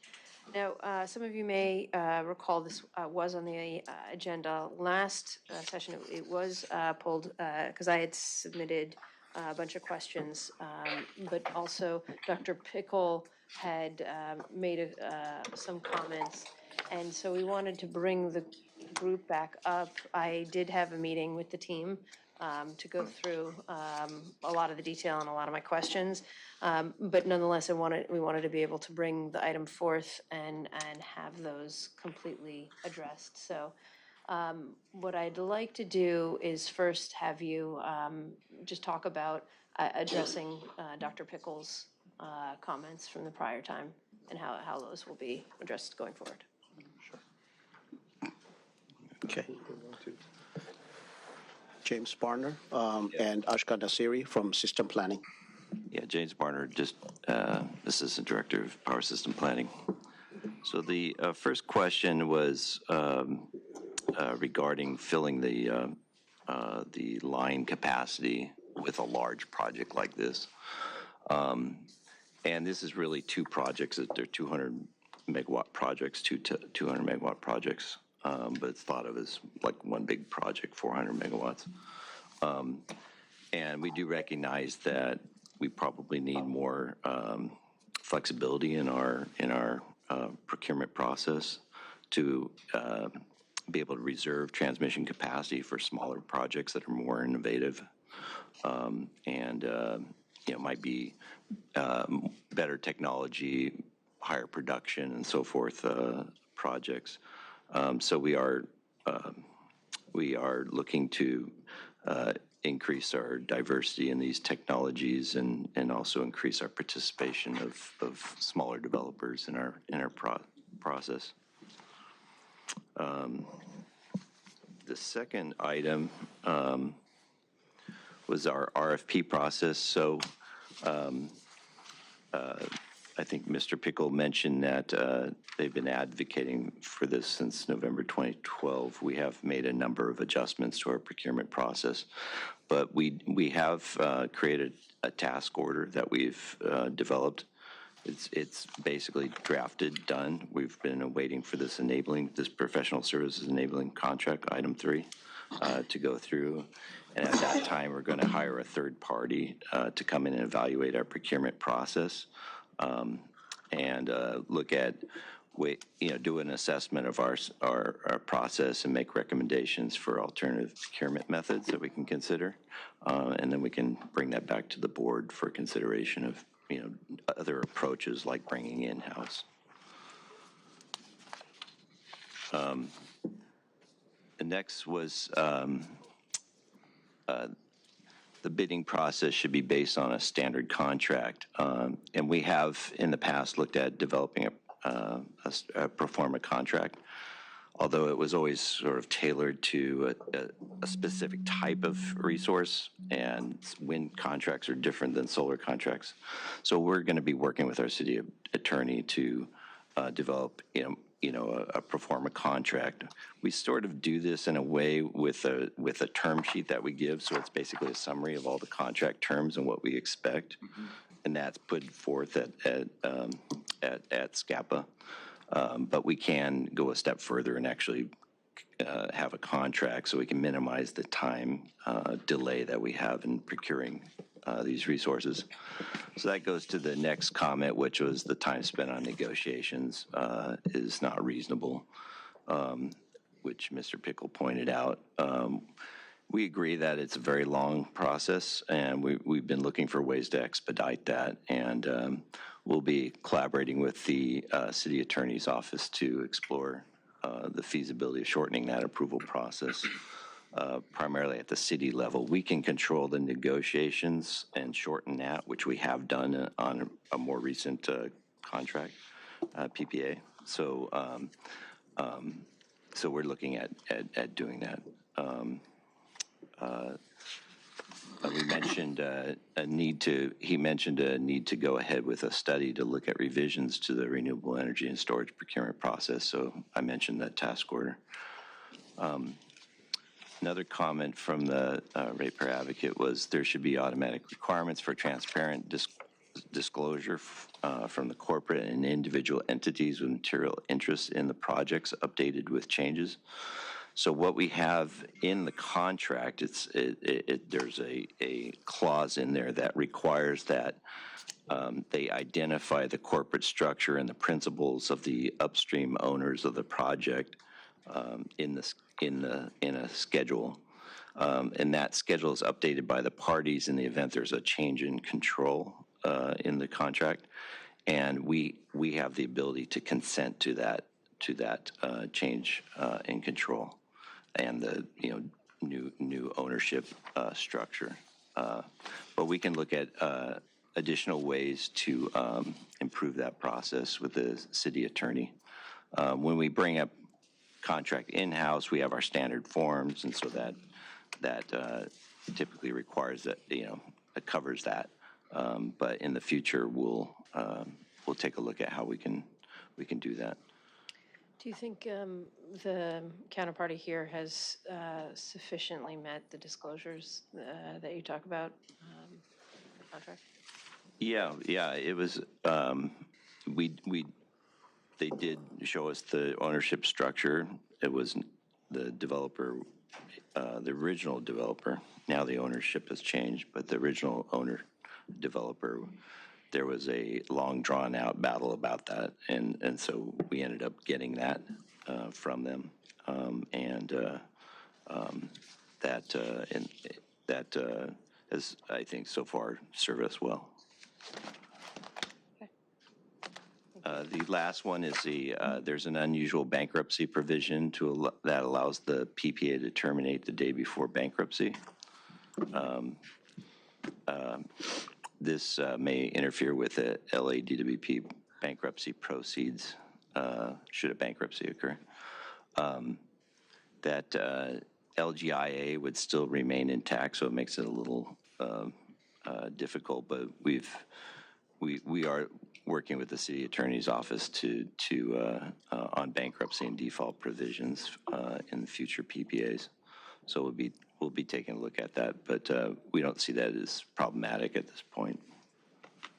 I don't know, did I cover everything, Mr. Pickle? Yes, you did. There's one area where we probably ought to look a little deeper, and that's there were clearly people who were brought in to take some of the tax credits and make sure we're capturing the real parties in interest. If we're giving a large manufacturer of batteries tax credits on one hand and buying their batteries on the other, we certainly would like to be aware of it. We'd like that to be transparent. Yeah, definitely noted. But yeah, thank you. You've worked to address these things, and we encourage that review of the whole process to go forward expeditiously. Thank you, Dr. Pickle. Commissioner McGraw, Commissioner Katz, did you have questions and comments? No, not at this time. I appreciate the addressing of the OPA's questions. Yeah, that's why I asked for it too. But projects like this are so essential to our success under LA 100, and buttoning up these practices and procedures using the city attorney's help, I think, is going to protect us as we scope into these projects much more rapidly going forward. So I'm encouraged by the idea of taking this and systematizing it so we avoid some of these questions in the future. Yeah, I want to recognize that also. I know this is a colossal project of great import to us. The substantial price increase, I'm glad we were able to walk through. I appreciate your push and efforts to make the adjustments as transparent as possible and to ensure that we're not just taking, having to deal with somebody else's missteps. So I think you did very good work, and I appreciate how thorough you've been with us. Oh, you know what? I do have one quick question. Are we constrained on? You were talking about a change to assent or a assent to change in ownership, for instance, for the controlling party for these projects that we contract for. Are we constrained, or are there constraints built in from CFIUS, for instance, or other federal bodies about who that ownership can be in terms of percent U.S. versus foreign ownership, or other sort of solvency sort of requirements on the financial side for when we do business with project developers like this? Yeah, I'm not aware of that. Maybe the city attorney would have a comment on that, but I'm not aware of any restrictions on the type of ownership. I think it would be our discretion to highlight that. And yeah, there's a, good afternoon, Deputy City Bill Casella.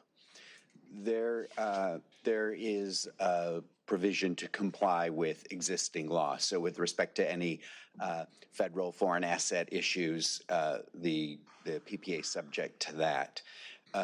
There are provisions from FSO on credit standards and things like that built in. Okay, thank you.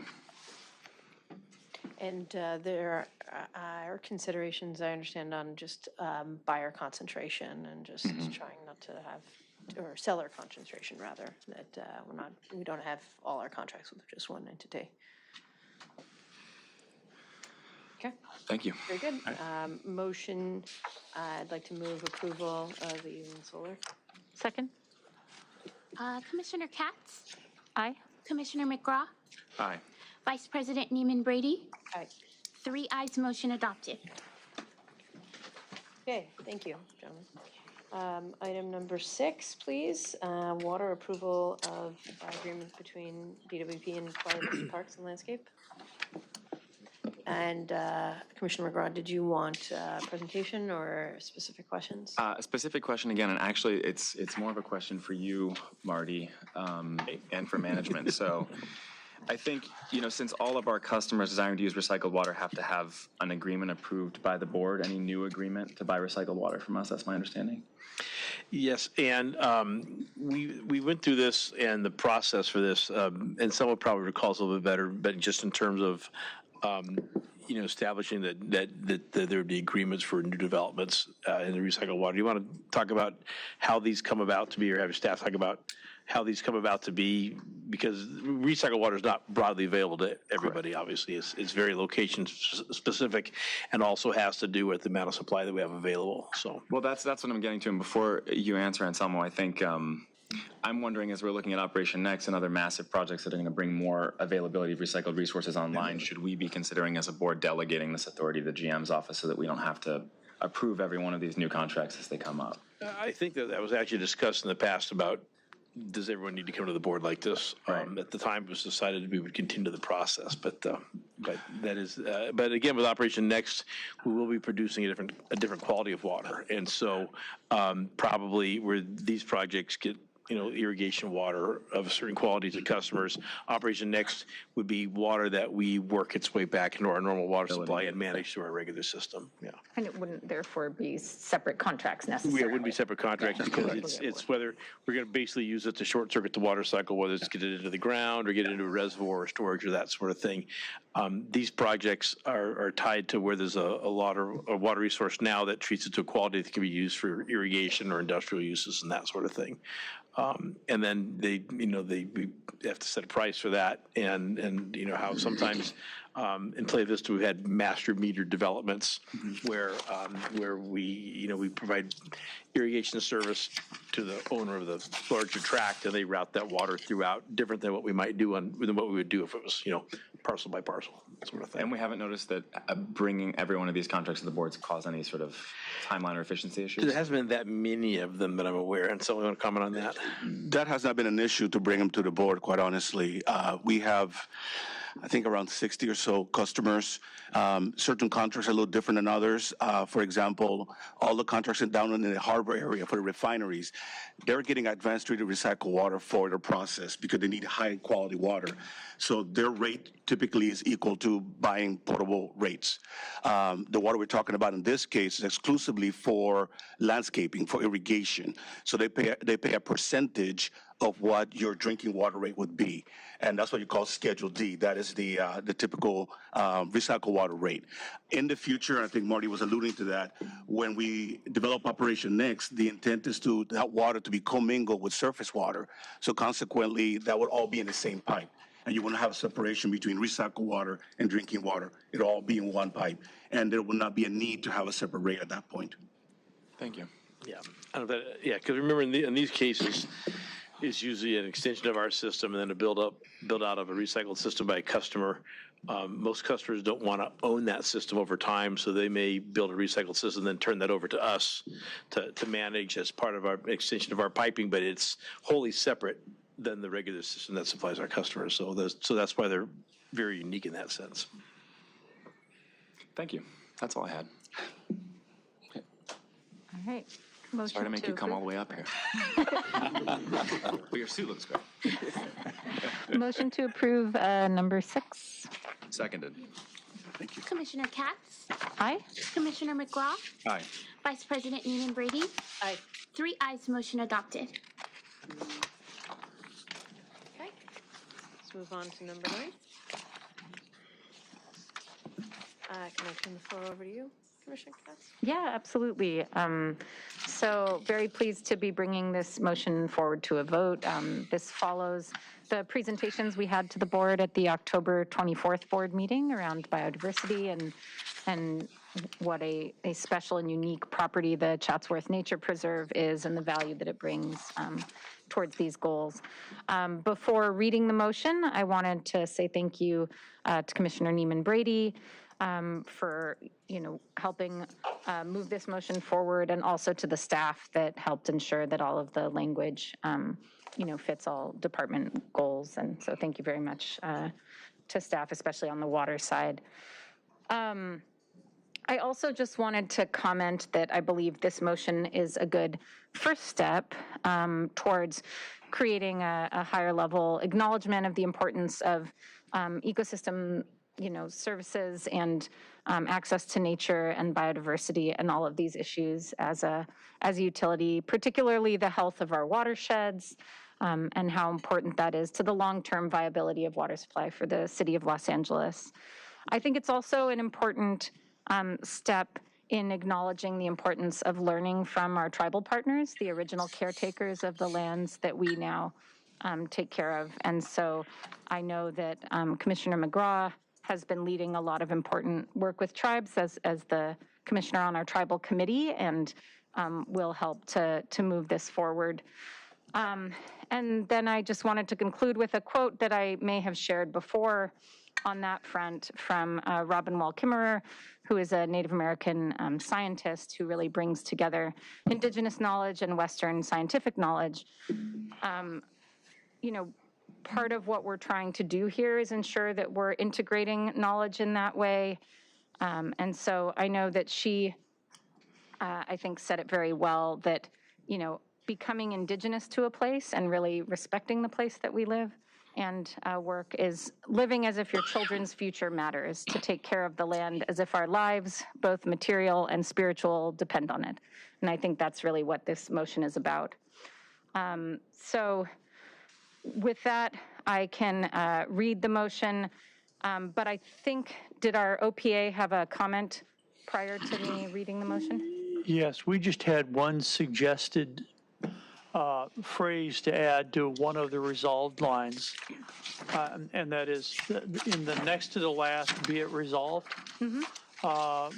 We would add on that last line where it says consistent with the LA City Charter, and we would add and consistent with cost of service principles. Okay. I think we can keep the consistent to one, and so I'm going to amend it to read and consistent with the Los Angeles City Charter and cost of service principles. Does that address your edit? Perfectly. Okay, excellent. I also am going to make one other edit live. I noticed a typo in the third whereas. It says, it should read there has been no operational use, but it says there has been no operational use. So I will read a corrected version where we amend BE to BEEN, bin. And so with that, I will read the motion with those edits. At this time, you don't have to read Oh, the motion okay. because we have it submitted. If it was an orally requested motion, then you would have to, if it hadn't been physically submitted. Okay, So my we can make- apologies. we- I no, no, understood no. that it should be read, but. So I believe we can just take a motion subject to those edits. Okay. Is that correct? Yes, an amended resolution. Okay. In that case, I would put forward this amended resolution related to Chatsworth Nature Preserve. I think I will, although That it's said, not. you can actually read if you want to. It's not required to read, and so I will not read the whole motion because the motion does acknowledge a lot of the history of the property. I don't think we need to go through all the whereases.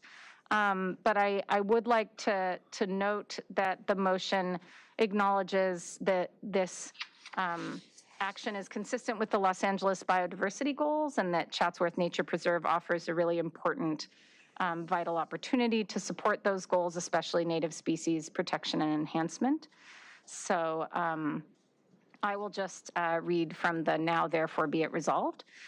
So now therefore be it resolved that the Board of Water and Power Commissioners of the City of Los Angeles directs the General Manager and Chief Engineer or his designees to engage with Native American tribes who have historically inhabited the Chatsworth Nature Preserve Reservoir area, nonprofit organizations and government agencies, collectively partners, as appropriate, to explore ways to enhance cultural, research, and educational opportunities at the Chatsworth Nature Preserve/Reservoir, consistent with the goals, that was referring to those prior biodiversity goals, and LADWP operations, to develop a plan to manage and oversee enhancement opportunities at Chatsworth Nature Preserve, in parentheses, the Chatsworth Management Plan. And so the motion goes on to say that that will come back to the board and be presented to us, and I look forward to seeing this work continue and these partnerships develop. So with that, I'll put this motion forward for a vote. And I second. Thank you. Commissioner Katz? Aye. Commissioner McGraw? Aye. Vice President NEEMAN Brady? Aye, and thank you. 3 Yeah. ayes, motion adopted. Before we completely move on, thank you so much. I think your partnership and support and honestly vision in our relationships with the tribes, both up in Owens and here in the LA Basin, is tremendously appreciated, and I was really excited to read this motion and to vote on it today. Thank you very much, Commissioner McGraw. Right. All right, with that, I think we will recess into closed session. It is 12:25. We will commence closed session. What did I say, 1:30? But go ahead. The board shall recess into closed session to discuss the items listed on item M of the agenda. After the closed session, the board will publicly report any action taken in closed session and the vote or abstention thereon of every member present in accordance with California Government Code, Section 54957.1. See you all at 1:30. Okay. Thank you. Just